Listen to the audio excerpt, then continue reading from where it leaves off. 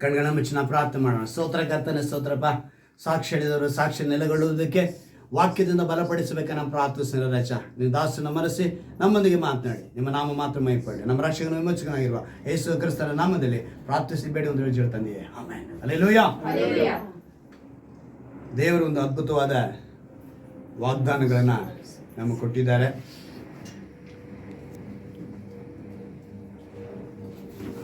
ನನ್ನ ಗಂಟ್ಲಿಗೆ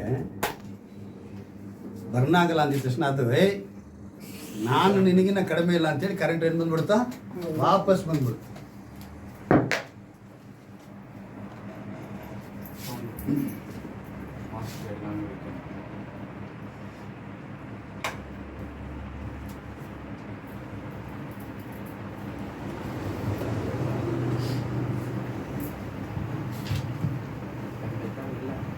ಹಲ್ಲೆಲೂಯಾ.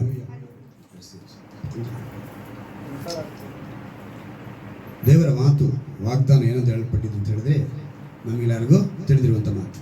ಯೆಹೋವನು ಒಳ್ಳೆಯವನು, ಇಕ್ಕಟ್ಟಿನ ದಿನದಲ್ಲಿ ಆಶ್ರಯ ದುರ್ಗವಾಗಿದ್ದಾನೆ. ಅಂದರೆ ತನ್ನ ಮೊರೆ ಹೊಕ್ಕವರನ್ನು ಬಲ್ಲನು. KJV ಬೈಬಲ್ ಏನಂತ ಹೇಳಿದೆ, ನಂಬಿಕೆ ಇಡುವವರು ಅಂತ ಹೇಳಲ್ಪಟ್ಟಿದೆ. ನಹೂಮ 1:7.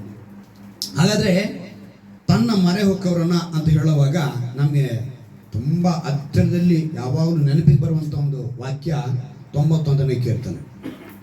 ಆ ಕೀರ್ತನೆ ಏನಂತ ಹೇಳಲ್ಪಟ್ಟಿದೆ, ಪರಾತ್ಪರನ ಮೊರೆ ಹೊಕ್ಕಿರುವವನು ಸರ್ವಶಕ್ತನ ಆಶ್ರಯದಲ್ಲಿ ಹೇಗಿರ್ತಾನೆ ಅಂತ. ಸೊ ಈಗ ನಾವು ಪರಾತ್ಪರನ ಮೊರೆ ಹೊಕ್ಕಬೇಕು. ನಾನು ಈ ಪದಕ್ಕೇನೆ ಕೆಲವು ಅರ್ಥ ಹೇಳಬೇಕು ಅಂತ ಅನ್ಕೊಳ್ತೀನಿ. ಮರೆ ಹೊಕ್ಕು, ಮರೆ, ಮೊರೆ ಹೊಕ್ಕು, ಎರಡು ಪದ ಇದೆ. ಮರೆ ಬೇರೆ, ಮೊರೆ ಬೇರೆ. ಮರೆ ಹೊಕ್ಕು ಅನ್ನೋದು ದೇವರು ತನ್ನ ರೆಕ್ಕೆಗಳಿಂದ ನಮ್ಮನ್ನ ಮುಚ್ಚಿಕೊಳ್ಳುವಂತೆ ನಾವು ಒಳಗಡೆ ಹೋಗಿ ಸೇರ್ಕೊಳ್ಳೋದು. ಆದರೆ ಮೊರೆ ಹೊಕ್ಕೋದು ಅನ್ನೋದೇನು ಅಂತ ಹೇಳಿದ್ರೆ ಬೇಡಿಕೊಳ್ಳೋದು. ದೇವರ ಹತ್ರ ಹೋಗಿ ಬೇಡ್ಕೊಳ್ಳೋದು. ಹತ್ರ ಹೋಗಿ ಅಪ್ಪ ನನಗಿಂತ ಕಾರ್ಯ ಇದೆ ಅಂತ ಮೊರೆ, ಏನು ಬೇಡಿಕೊಳ್ಳೋದನ್ನ ಮೊರೆ ಹೊಕ್ಕುವುದು ಅಂತ ಹೇಳೋದು. ಆದರೆ ಮರೆ, ಅದಕ್ಕೆ ಈ ವಾಗ್ದಾನ ನಾನು ಓದಿದಾಗಲ್ಲ ನನಗೊಂದು ವಿಶೇಷವಾದ ನೆನಪು ಬರೋದು. ಮರೆ ಹೊಕ್ಕು ಅಂತ ಯಾಕೆ ಬರೆಸ್ತದೆ ದೇವರು ಅಂದ್ರೆ, ಆ ಮರೆ ಹೊಕ್ಕು ಅಂದ್ರೆ ನೀನು ಸಂಪೂರ್ಣವಾಗಿ ಆತನ ಒಳಗೆ ಬಂದ್ಬಿಡ್ಬೇಕು. ಹಲ್ಲೆಲೂಯಾ. ಎಲ್ಲಿ ಬರಬೇಕು? ಸಂಪೂರ್ಣವಾಗಿ ಆತನ ಒಳಗೆ ಬಂದ್ಬಿಡ್ಬೇಕು. ಈ ವಿಮೋಚನೆ, ಇದು 91ನೇ ಕೀರ್ತನೆಯಲ್ಲಿ ಮೇಲ್ಗಡೆ ಒಂದು ಮಾತನ್ನು ಬರೆಸಿದ್ದಾರೆ ನೋಡಿ. ದೇವಾಶ್ರಿತನು ಸುರಕ್ಷಿತನಾಗಿರು ಅಂತೇಳಿ ಬರೆಯಲ್ಪಟ್ಟಿದೆ. ಕೆಳಗಡೆ ವಿಮೋಚನ ಕಂಡ 23ನೇ ಅಧ್ಯಾಯವನ್ನ ಅಲ್ಲಿ ಮೆನ್ಷನ್ ಮಾಡಿದ್ದಾರೆ. ಸಾಮಾನ್ಯವಾಗಿ 90ನೇ ಕೀರ್ತನೆಯನ್ನ ಮೇಲ್ಗಡೆನ ಬರೆದಿದ್ದಾರೆ, ಇದು ಮೋಶೆ ಬರೆದಿರುವಂಥ ಕೀರ್ತನೆ ಅಂತ. ದೇವರ ಮನುಷ್ಯನಾದ ಮೋಶೆ ಬರೆದಿರುವಂಥ ಕೀರ್ತನೆ ಅಂತೇಳಿ. ಆದರೆ ಕೆಲವು ವೇದ ಪಂಡಿತರ ಪ್ರಕಾರ, ಸತ್ಯವೇದ ಪಂಡಿತರ ಪ್ರಕಾರ ಈ 91ನೇ ಕೀರ್ತನೆ ಸಹ ಮೋಶೆನೇ ಬರೆದಿದ್ದು ಅಂತ ಹೇಳಿ ಒಂದು ಅಭಿಪ್ರಾಯವನ್ನು ಅವ್ರು ತಿಳಿಸಿದ್ದಾರೆ. ಸೊ ಈ 91ನೇ ಕೀರ್ತನೆ ಏನಕ್ಕೆ ಅಂತ ಹೇಳಿದ್ರೆ, ಈ 5 ಕಾಂಡಗಳನ್ನು ಬರೆಸಿದವರು ಯಾರು? ಮೋಶೆ ಮೂಲಕ ದೇವರು. ಅಂದರೆ ಬರೆದಿದ್ದು ಮೋಶೆಯಿಂದ ಬರೆದಿದ್ರು ಕೂಡ ಅದು ದೇವದೂತರ ಮೂಲಕ ನಾವು ಕೈ ಕೊಡಲ್ಪಟ್ಟಿದಂತೆ. ಯಾರ ಮೂಲಕ ಕೈಯಲ್ಲಿ ಕೊಡಲ್ಪಟ್ಟಿದೆ? ನಮಗೆ ದೇವದೂತರುಗಳ ಮೂಲಕ ನಮಗೆ ಕೊಡಲ್ಪಟ್ಟಿದೆ. ಇವಾಗ ಈ ಪರಾತ್ಪರನ ಮೊರೆ ಹೊಕ್ಕಿರೋನು ಅಂದ್ರೆ ತನ್ನನ್ನ ಮೊರೆ ಹೊಕ್ಕವರನ್ನ ಬಲ್ಲನು ಅಂತ ದೇವರು ಹೇಳೋದಕ್ಕೆ ಕಾರಣ ಏನು ಅಂತೇಳಿ ಈ ಕೀರ್ತನೆಯಲ್ಲಿ ಒಂದು ಅದ್ಭುತವಾದ ವಿಷಯನ ತಿಳಿಸಿದ್ರು. ವಿಮೋಚನ ಕಾಂಡದಲ್ಲಿ ಇರುವಂತಹ ಕೆಲವು ವಾಕ್ಯಗಳನ್ನು ನಾವು ಹಿಂದಕ್ಕೆ ತೆಗೆದುಕೊಳ್ಳೋಣ. ಯಾಕಂತ ಹೇಳಿದ್ರೆ ಆ ಪರಾತ್ಪರನ ಮೊರೆ ಹೊಕ್ಕಿರೋನು ಅಂದ್ರೆ ಹೇಗಿರಬೇಕು ಅನ್ನೋದನ್ನ ಅಲ್ಲಿ ತಿಳಿಯಲ್ಪಟ್ಟಿದೆ. ವಿಮೋಚನ ಕಾಂಡ 23ನೇ ಅಧ್ಯಾಯ ತೆಗೆದುಕೊಳ್ಳುವಾಗ ಅಲ್ಲಿ ನಾನು 20ನೇ ವಾಕ್ಯವನ್ನು ಓದ್ತೀನಿ, ಗಮನ ಇಟ್ಟು. ಎಲ್ಲ ನಿಮ್ಮ ಸತ್ಯವೇದದಲ್ಲಿ ಅದೇ ರೀತಿಯಾಗಿ ಇದೆಯಾ ಅಂತ ಹೇಳಿ ಗಮನಿಸಬೇಕು. 23ನೇ ಅಧ್ಯಾಯದಲ್ಲಿ 20ನೇ ವಾಕ್ಯದಿಂದ ವಿಮೋಚನ ಕಾಂಡದಲ್ಲಿ, ಈಗೋ ದಾರಿಯಲ್ಲಿ ನಿಮ್ಮನ್ನು ಕಾಪಾಡುವುದಕ್ಕೂ ನಾನು ಗೊತ್ತು ಮಾಡಿರುವ ಸ್ಥಳಕ್ಕೆ ಕರೆತರುವುದಕ್ಕೂ ದೂತನನ್ನು ನಿಮ್ಮ ಮುಂದುಗಡೆಯಲ್ಲಿ ಕಳುಹಿಸುತ್ತಾನೆ. ಈಗ ಇಲ್ಲಿರುವಂಥ ಪ್ರತಿಯೊಬ್ಬರಿಗೆ ಅದೇ ಮಾತನ್ನು ದೇವರು ಹೇಳ್ತಾರೆ. ನಿಮಗೆ ಅಂತ ಒಂದು ಸ್ಥಳವನ್ನು ಗೊತ್ತು ಮಾಡಿದ್ದಾರೆ, ಅದು ಪರಮ ಕಾನಾನು, ಪರಲೋಕ, ನಿತ್ಯ ಜೀವ.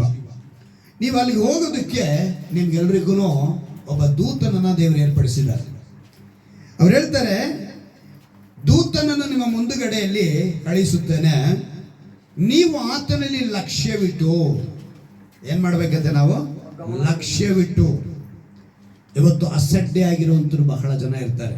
ಲಕ್ಷ್ಯವಿಟ್ಟು ಅಂತೇನೇನು? ನಾವು ಚಾಚೂ ತಪ್ಪದೆ ಅವರನ್ನೇ ಗಮನಿಸಬೇಕು. ಅಸಡ್ಡೆ ಅನ್ನೋದು ನಮಗೆ ಬರಬಾರ್ದು, ಬೇಸರ ಅನ್ನೋದು ಬರಬಾರ್ದು, ಸೋತು ಹೋಗಬಾರದು. ಅದಕ್ಕೇನೆ ವಾಗ್ದಾನದಲ್ಲಿ ಅದನ್ನ ಸ್ಪೆಸಿಫಿಕ್ ಆಗಿ ಹೇಳ್ತಾರೆ, ತನ್ನ ಮರೆ ಹೊಕ್ಕವರನ್ನು ಬಲ್ಲ.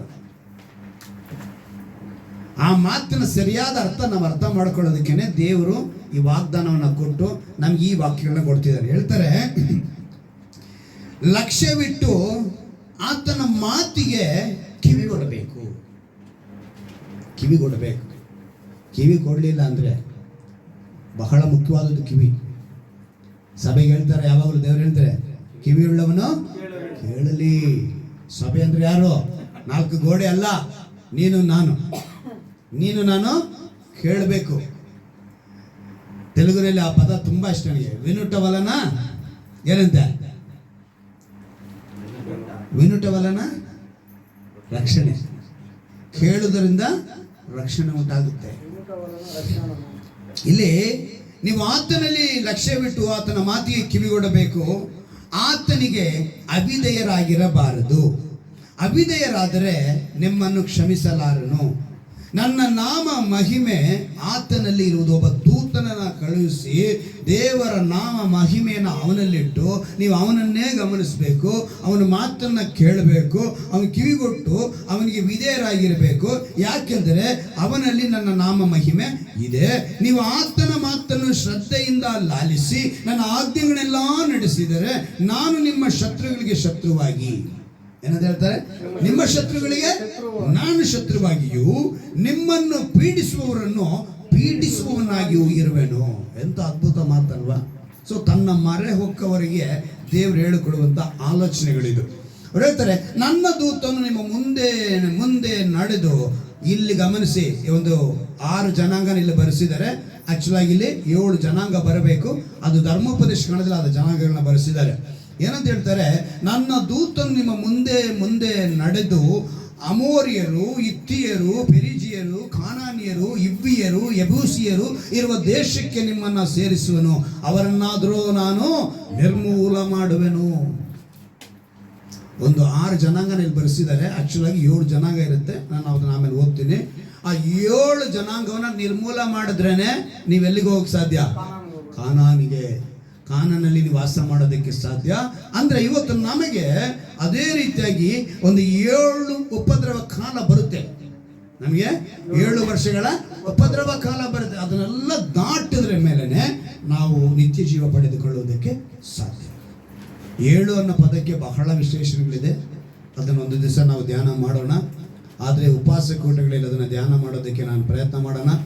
ಯಾಕಂತ ಹೇಳಿದ್ರೆ ಇವತ್ತಿನ ದಿವಸದಲ್ಲಿ ಈ ಮಾತನ್ನ ದೇವರು ನಮಗೆ ಕೊಟ್ಟಿರುವಾಗ ಈ ಅಧ್ಯಾಯದಲ್ಲಿ ನಾವು ಗಮನಿಸಿದಂತೆ ಈ ವಾಕ್ಯನ ಸರಿಯಾಗಿ ನಾವು ಗಮನಿಸಿದೆ. 26ನೇ ವಾಕ್ಯದವರೆಗೂ ಅದ್ಭುತವಾದ ಮಾತು ಹೇಳಿದರೆ, ಅವರ ದೇವತೆಗಳನ್ನು ನೀವು ನಮಸ್ಕರಿಸಲೂಬಾರದು, ಪೂಜಿಸಲೂಬಾರದು, ಅವರ ಆಚರಣೆಗಳನ್ನು ಅನುಸರಿಸಲೇಬಾರದು. ಆ ಜನಗಳನ್ನು ನಿರ್ಮೂಲ ಮಾಡಿ ವಿಗ್ರಹ ಸ್ತಂಭಗಳನ್ನು ನಾಶ ಮಾಡಬೇಕು. ನಿಮ್ಮ ದೇವರಾದ ಯೆಹೋವನೊಬ್ಬನನ್ನೇ ಆರಾಧಿಸಬೇಕು. ಆಗ ಆತನು ನಿಮ್ಮ ಅನ್ನಪಾನಗಳನ್ನು ಆಶೀರ್ವದಿಸುವನು. ನಿಮ್ಮೊಳಗೆ ಯಾವ ವ್ಯಾಧಿ ಉಂಟಾಗದಂತೆ ಮಾಡುವೆನು. ನಿಮ್ಮ ದೇಶದಲ್ಲಿ ಗರ್ಭಸ್ರಾವವಾಗಲಿ ಬಂಜತನವಾಗಲಿ ಇರುವುದೇ ಇಲ್ಲ. ನಿಮಗೆ ಸಂಪೂರ್ಣವಾದ ಆಯುಷನ್ನು ಕೊಡುವೆನು. ಹಲ್ಲೆಲೂಯಾ. ಯಾರು ಈ ರೀತಿಯಾಗಿ ಮರೆ ಹೋಗಬೇಕು? ಮೊರೆ ಅಲ್ಲ, ಇದು ಮರೆ.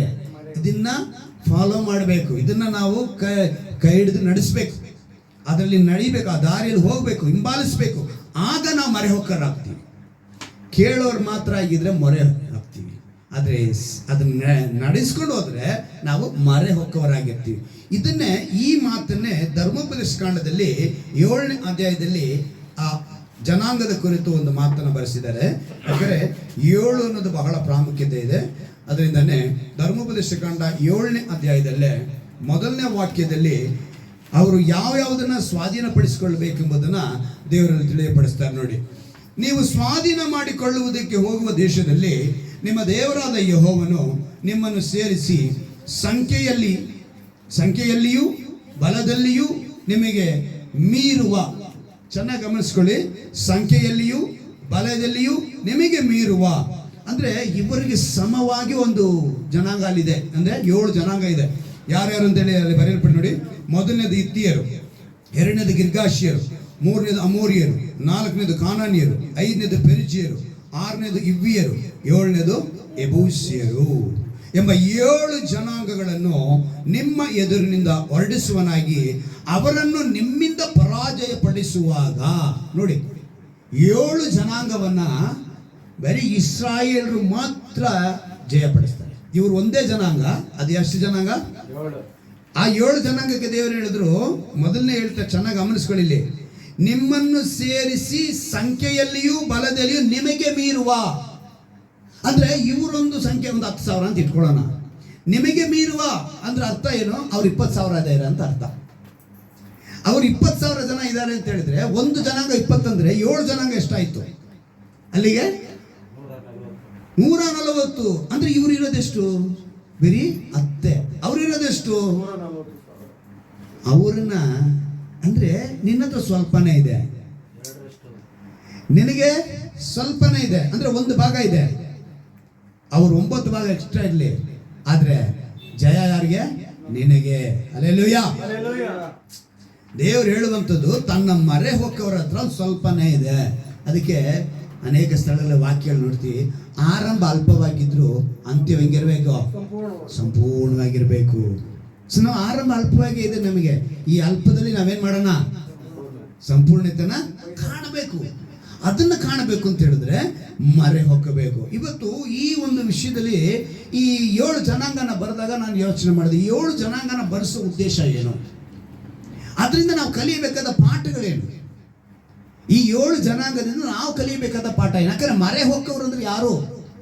ಇವತ್ತು ನಾನು ಒಂದು ಜನಾಂಗದ ಕುರಿತು ಹೇಳ್ತೀನಿ, 7 ಜನಾಂಗದ ಕುರಿತು ನಾನು ಒಂದೊಂದು ವಾರನೂ ಹೇಳ್ತೀನಿ.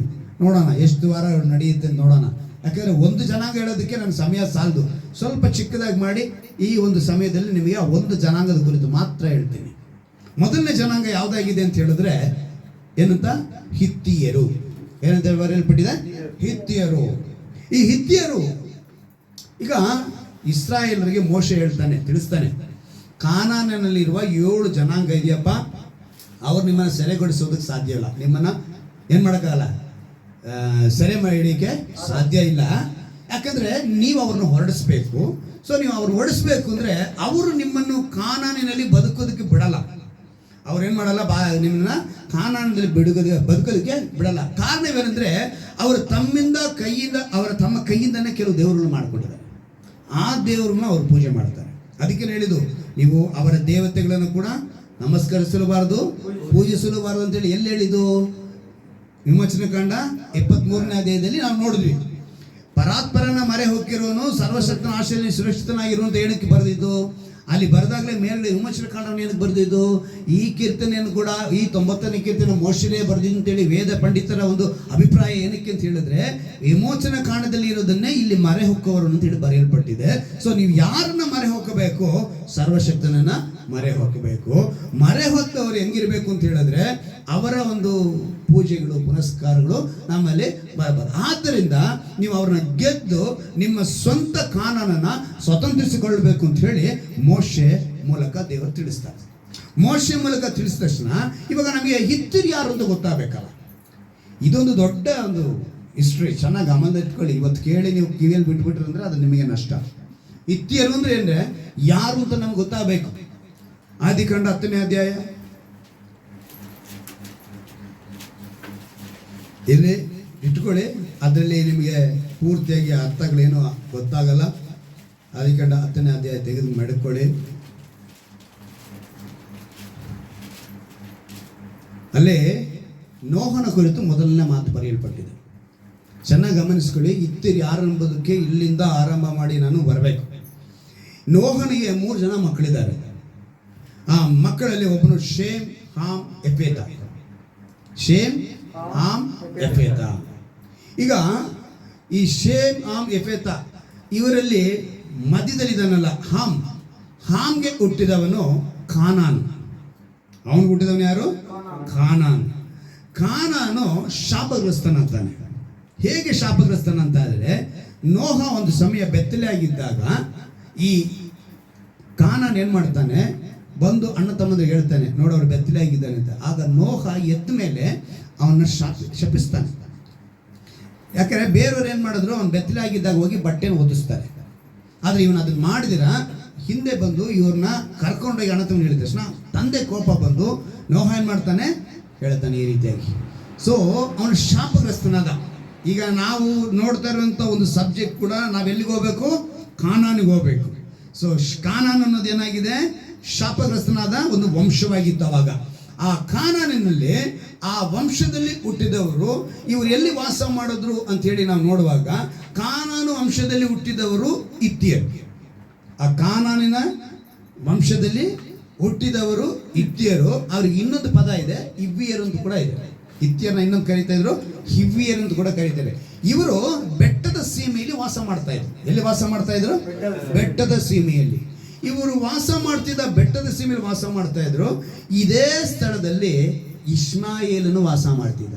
ಯಾರು ವಾಸ ಮಾಡ್ತಿದ್ರು? ಇಷ್ಮಾಯೇಲ್ ಗೊತ್ತಾ? ಹಾಗರಳ ಮಗ. ಅಂದ್ರೆ ಅಬ್ರಹಾಮನಿಗೆ ಯಾರು? ಹಾಗಾರ್ಗೆ. ಅಬ್ರಹಾಮು ಹಾಗಾರ್ಗೆ ಹುಟ್ಟಿದವನು ಇಷ್ಮಾಯೇಲ. ಸೊ ಇಷ್ಮಾಯೇಲನು ಕೂಡ ಅದೇ ಬೆಟ್ಟದ ಸೀಮೆಯಲ್ಲಿ ವಾಸ ಮಾಡ್ತಾ ಇದ್ದ. ಈ ಇಷ್ಮಾಯೇಲನ್ ಏನು ಮಾಡ್ತಾನೆ, ಅಲ್ಲಿ ವಾಸ ಮಾಡ್ತೀರ. ಅವನಿಗೆ ಮಕ್ಕಳಾದ್ರು, ಮಗಳಾದ್ರು. ಮಗಳನ್ನ ನೆಕ್ಸ್ಟ್ ಜನರೇಷನ್ ಈಸಾಕ ಇದ್ದಾನಲ್ಲ, ಈಸಾಕನ ಮಗನಾದ ಏಸಾವ ಮದುವೆ ಆಗ್ಬಿಡ್ತಾನೆ. ಯಾರನ್ನ? ಈ ಏಸಾವ ಯಾರನ್ನ ಮದುವೆ ಆಗ್ತಾನೆ? ಇಷ್ಮಾಯೇಲನ ಮಗಳನ್ನ ಮದುವೆ ಆಗ್ತಾನೆ. ಆ ಮದುವೆ ಆದಮೇಲೆ ಬೆಟ್ಟದ ಸೀಮೆಯಲ್ಲಿ ಅವರು ವಾಸ ಮಾಡ್ತಿದ್ರು. ಇವನು ಏನಕ್ಕೆ ಬೆಟ್ಟದ ಸೀಮೆಯಲ್ಲಿ ಇರುವಂಥ ಹುಡುಗಿನ ತಲೆಗಣ್ಣ ಅಂತ ಹೇಳಿದ್ರೆ, ಈಸಾಕನಿಗೆ ಇಬ್ಬರು ಮಕ್ಕಳು, ಏಸ ಯಾಕೋಬ. ಏಸ ಹುಟ್ಟಿದ ತಕ್ಷಣನೇ ತಳ್ಕೊಂಡು ಬಂದ ಅಂತೇಳಿ ನಾವು ವಿಷಯ ಅಂತ ನೋಡಿ ತಿಳ್ಕೊಂತೀವಿ ಬೈಬಲಲ್ಲಿ. ಯಾಕೋಬನು ಹಿಂದೆನೇ ಅವನು ಹಿಡ್ಕೊಂಡು ಬಂದ. ಆದರೆ ಒಂದಾನೊಂದು ಸಮಯದಲ್ಲಿ ಯಾಕೋಬ ಏಸಾವನಿಗೆ ಮೋಸ ಮಾಡ್ತಾನೆ. ಒಂದು ಚೊಚ್ಚಲತನ ಹಕ್ಕನ್ನು ಕಳ್ಕೊತಾನೆ. ಯಾರು? ಏಸಾವ. ಆಗ ಏಸಾವ ಹೋಗಿ ತಂದೆ ಕೇಳ್ತಾನೆ, ಯಾರ ಏಸಾಕನದ್ರ ಏನು ಆಶೀರ್ವಾದನೇ ಇಲ್ವಾ ಅಂತ. ಇಲ್ಲಪ್ಪ, ನಾನು ನಿನ್ನ ತಮ್ಮನಿಗೆ ಎಲ್ಲ ಕೊಟ್ಟುಬಿಟ್ಟೆ. ಹಾಗಂದಾಗ ಏಸಾಗೆ ಕೋಪ ಬಂದ್ಬಿಡುತ್ತೆ. ಯಾರ ಮೇಲೆ? ತಮ್ಮನಾದ ಯಾಕೋಬನ ಮೇಲೆ ಕೋಪ ಬಂದ್ಬಿಡುತ್ತೆ. ಇದು ಅವ್ರ ತಾಯಿಗೆ ರೆಬೆಕ್ಕಳಿಗೆ ಗೊತ್ತಾಗಿ ಮಗನನ್ನ ಎಲ್ಲಿ ಕಳಿಸ್ತಾಳೆ? ಲಾಬನನ ಮನೆಗೆ ಹೋಗಿ ಕುರಿ ಮೇಯಿಸು ಅಂತೇಳಿ ಅಲ್ಲಿ ಹೋಗು ಅಂತೇಳಿ ಕಳಿಸ್ಕೊಡ್ಬಾರ್ದು. ಕುರಿ ಮೇಯಿಸು ಅಂತ ಕಳ್ಸಲ್ಲ, ಲಾಬನ ಮನೆಗೆ, ಅಣ್ಣನ ಮನೆಗೆ ಕಳಿಸ್ಕೊಟ್ಬಿಡ್ತಾಳೆ. ಅಂದರೆ ಈ ಸಬ್ಜೆಕ್ಟ್ ವಿಷಯ ಹೇಳ್ತೀನಿ, ಚೆನ್ನಾಗಿ ಅರ್ಥ ಮಾಡ್ಕೊಳ್ಳಿ. ಈಗ ಇಲ್ಲಿ ಏಸಾವ ಮದುವೆಯಾಗಿದ್ದ ಬೆಟ್ಟದ ಸೀಮೆಯಲ್ಲಿದ್ದ ಇಷ್ಮಾಯೇಲನ ಮಗಳು. ಇವನು ಹೇಳ್ತಾನೆ, ನೋಡಪ್ಪ, ನೀನು ಕಾನಾನಿನಲ್ಲಿ ಯಾವುದೇ ಹುಡುಗಿನ ತೆಗೆದುಕೊಳ್ಳಬಾರ್ದು ಅಂತೇಳಿ ಅಣ್ಣ ತಮ್ಮಂದಿರು ಇಬ್ರಿಗೂ ಹೇಳ್ತಾನೆ. ಯಾಕೋಬನಿಗೆ ಹೇಳ್ತಾನೆ. ಇವನು ಅನ್ಕೊಳ್ತಾನೆ, ನಮ್ಮಪ್ಪ ನನಗೆ ಮೋಸ ಮಾಡಿದ್ದಾನೆ, ಎಲ್ಲ ತಮ್ಮನಿಗೆ ಆಶೀರ್ವಾದ ಮಾಡಿದ್ದಾನೆ. ಇವಾಗ ಏನು ಹೇಳ್ತಿದ್ದಾನೆ, ನಾನು ಕಾನಾನಲ್ಲಿ ಹೆಣ್ಣು ತಗೋಬಾರ್ದಾ? ಅಂದರೆ ಬೆಟ್ಟದ ಸೀಮೆಯಲ್ಲಿ ನಾನು ಹೆಣ್ಣು ತಗೋಬಾರ್ದಾ? ಯಾಕೆ ತಗೋಬಾರ್ದು? ನಾನು ಅಲ್ಲೇ ತಗೊಳ್ಳೋದು ಅಂತೇಳಿ ಹೋಗಿ ಬೇಕು ಅಂತ ಕಾನಾನಲ್ಲಿ ಇರುವಂಥ ಆ ಬೆಟ್ಟದ ಸೀಮೆಯಲ್ಲಿ ಇರುವಂಥ ಇಷ್ಮಾಯೇಲನ ಇದರಲ್ಲಿ ಸಂತತಿಯಲ್ಲಿ ಹುಟ್ಟಿದಂಥ ಹುಡುಗಿನ ಮದುವೆ ಆಗ್ಬಿಡ್ತಾನೆ. ಸೊ ಅಲ್ಲಿಂದ ಆರಂಭ ಆಗಿದ್ದು ಹಿತ್ತಿಯರು. ಹಿತ್ತಿಯರಂದ್ರೆ ಯಾರು? ಏಸಾವನ ವಂಶದಿಂದ ಬಂದರು. ಅಂದರೆ ಏಸಾ ವಂಶಕ್ಕೆ ಬರೋಕ್ಕೆ ಇಷ್ಮಾಯೇಲನ ಮುಂದೆ ಯಾರು? ಕಾನಾನು ವಂಶದಲ್ಲಿ ಬರ್ತಾರೆ ಈ ಹಿತ್ತಿಯರು, ಯೆಬೂಸಿಯರು, ಅಮೋರಿಯರು. ಇವರೆಲ್ಲ ಈ 7 ಜನಾಂಗ ಕೂಡ ಆ ಕಾನಾನು ವಂಶದಲ್ಲೇ ಬರೋದು. ಅಲ್ಲಿಗೆ ಎಷ್ಟು ದೊಡ್ಡ ವಿಷಯ ಇದು. ಸಂಕ್ಷಿಪ್ತವಾಗಿ ಚಿಕ್ಕದಾಗಿ ಹೇಳಿದ್ದೀನಿ. ಎಷ್ಟು ಜನಕ್ಕೆ ತಲೆ ಒಳಗೆ ಹೋಗಿದೆಯೋ ಹೋಗಿಲ್ವೋ? ಬ್ರದರ್, ಈಸಾಕ ಅಂತೀರಾ, ಏಸಾವ ಅಂತೀರಾ, ಇಷ್ಮಾಯೇಲ ಅಂತೀರಾ, ಯಾರನ್ನ ನಾವು ತಲೆಗೆ ಇಟ್ಕೊಳ್ಳೋದು ಅಂತ ನಿಮ್ಗೆ ಕನ್ಫ್ಯೂಷನ್ ಆಗಿರುತ್ತೆ. ಈಗ ಅವೆಲ್ಲ ಬಿಟ್ಬಿಡಿ, ಏಸಾವನ ಸಂತತಿಯಲ್ಲಿ ಬಂದಂಥ ಆ ಹಿತ್ತಿಯರನ್ನ ಮಾತ್ರ ನೆನಪಿನಲ್ಲಿ ಇಟ್ಕೊಳ್ಳಿ. ಸೊ ಈಗ ಈ ಹಿತ್ತಿಯರ ಬಗ್ಗೆ ಇವರಿಗೆ ಬಂದಿದ್ದು ಮುಜುಗರ ಒಂದು ವಿಷಯ ಏನು ತಿಳಿದ್ರೆ, ಮೋಶೆ ಏನು ಮಾಡ್ತಾರೆ, ಈ ಗೂಢಾಚಾರನ ಕಳಿಸ್ತಾರೆ. ಹೋಗಿ ಒಂದ್ಸಲಿ ಕಾನಾನ್ ಹೋಗೋದಕ್ಕೆ ಮುಂಚೆ ಅಲ್ಲಿ ಹೋಗಿ ಎಲ್ಲ ನೋಡ್ಕೊಂಬಂದ್ರೆ ನಿಮಗೆ ವಿಷಯ ಗೊತ್ತಾಗುತ್ತೆ. ನಾವು ನೆಕ್ಸ್ಟ್ ಕಾನಾನ್ ಪ್ರವೇಶ ಮಾಡೋದಕ್ಕೆ ಏನು ಮಾಡೋಕ್ಕೆ ಸಾಧ್ಯ ಅಂತೇಳಿ. ಅರಣ್ಯಕಾಂಡ 13ನೇ ಅಧ್ಯಾಯ ತೆಗೆದುಕೊಳ್ಳೋಣ. ಅರಣ್ಯಕಾಂಡ 13ನೇ ಅಧ್ಯಾಯ ತೆಗೆದುಕೊಳ್ಳೋಣ. 13ನೇ ಅಧ್ಯಾಯದಲ್ಲಿ ನಾವು ಒಂದು ವಂಶಾವಳಿನ ಅಲ್ಲಿ ನೋಡ್ತೀವಿ. ನಾನು ಹೇಳಿದ್ನಲ್ಲ ಬೆಟ್ಟದ ಸೀಮೆ ಅಂತೇಳಿ, ಅಲ್ಲಿ ಬರೆಯಲ್ಪಟ್ಟಿದೆ 29ನೇ ವಾಕ್ಯದಲ್ಲಿ ಬರೆಯಲ್ಪಟ್ಟಿದೆ ನೋಡಿ. ದಕ್ಷಿಣ ಸೀಮೆಯಲ್ಲಿ ಅಮಲೇಕ್ಯರು, ಬೆಟ್ಟದ ಸೀಮೆಯಲ್ಲಿ ಹಿತ್ತಿಯರು. ಎಲ್ಲಿದ್ರಂತೆ?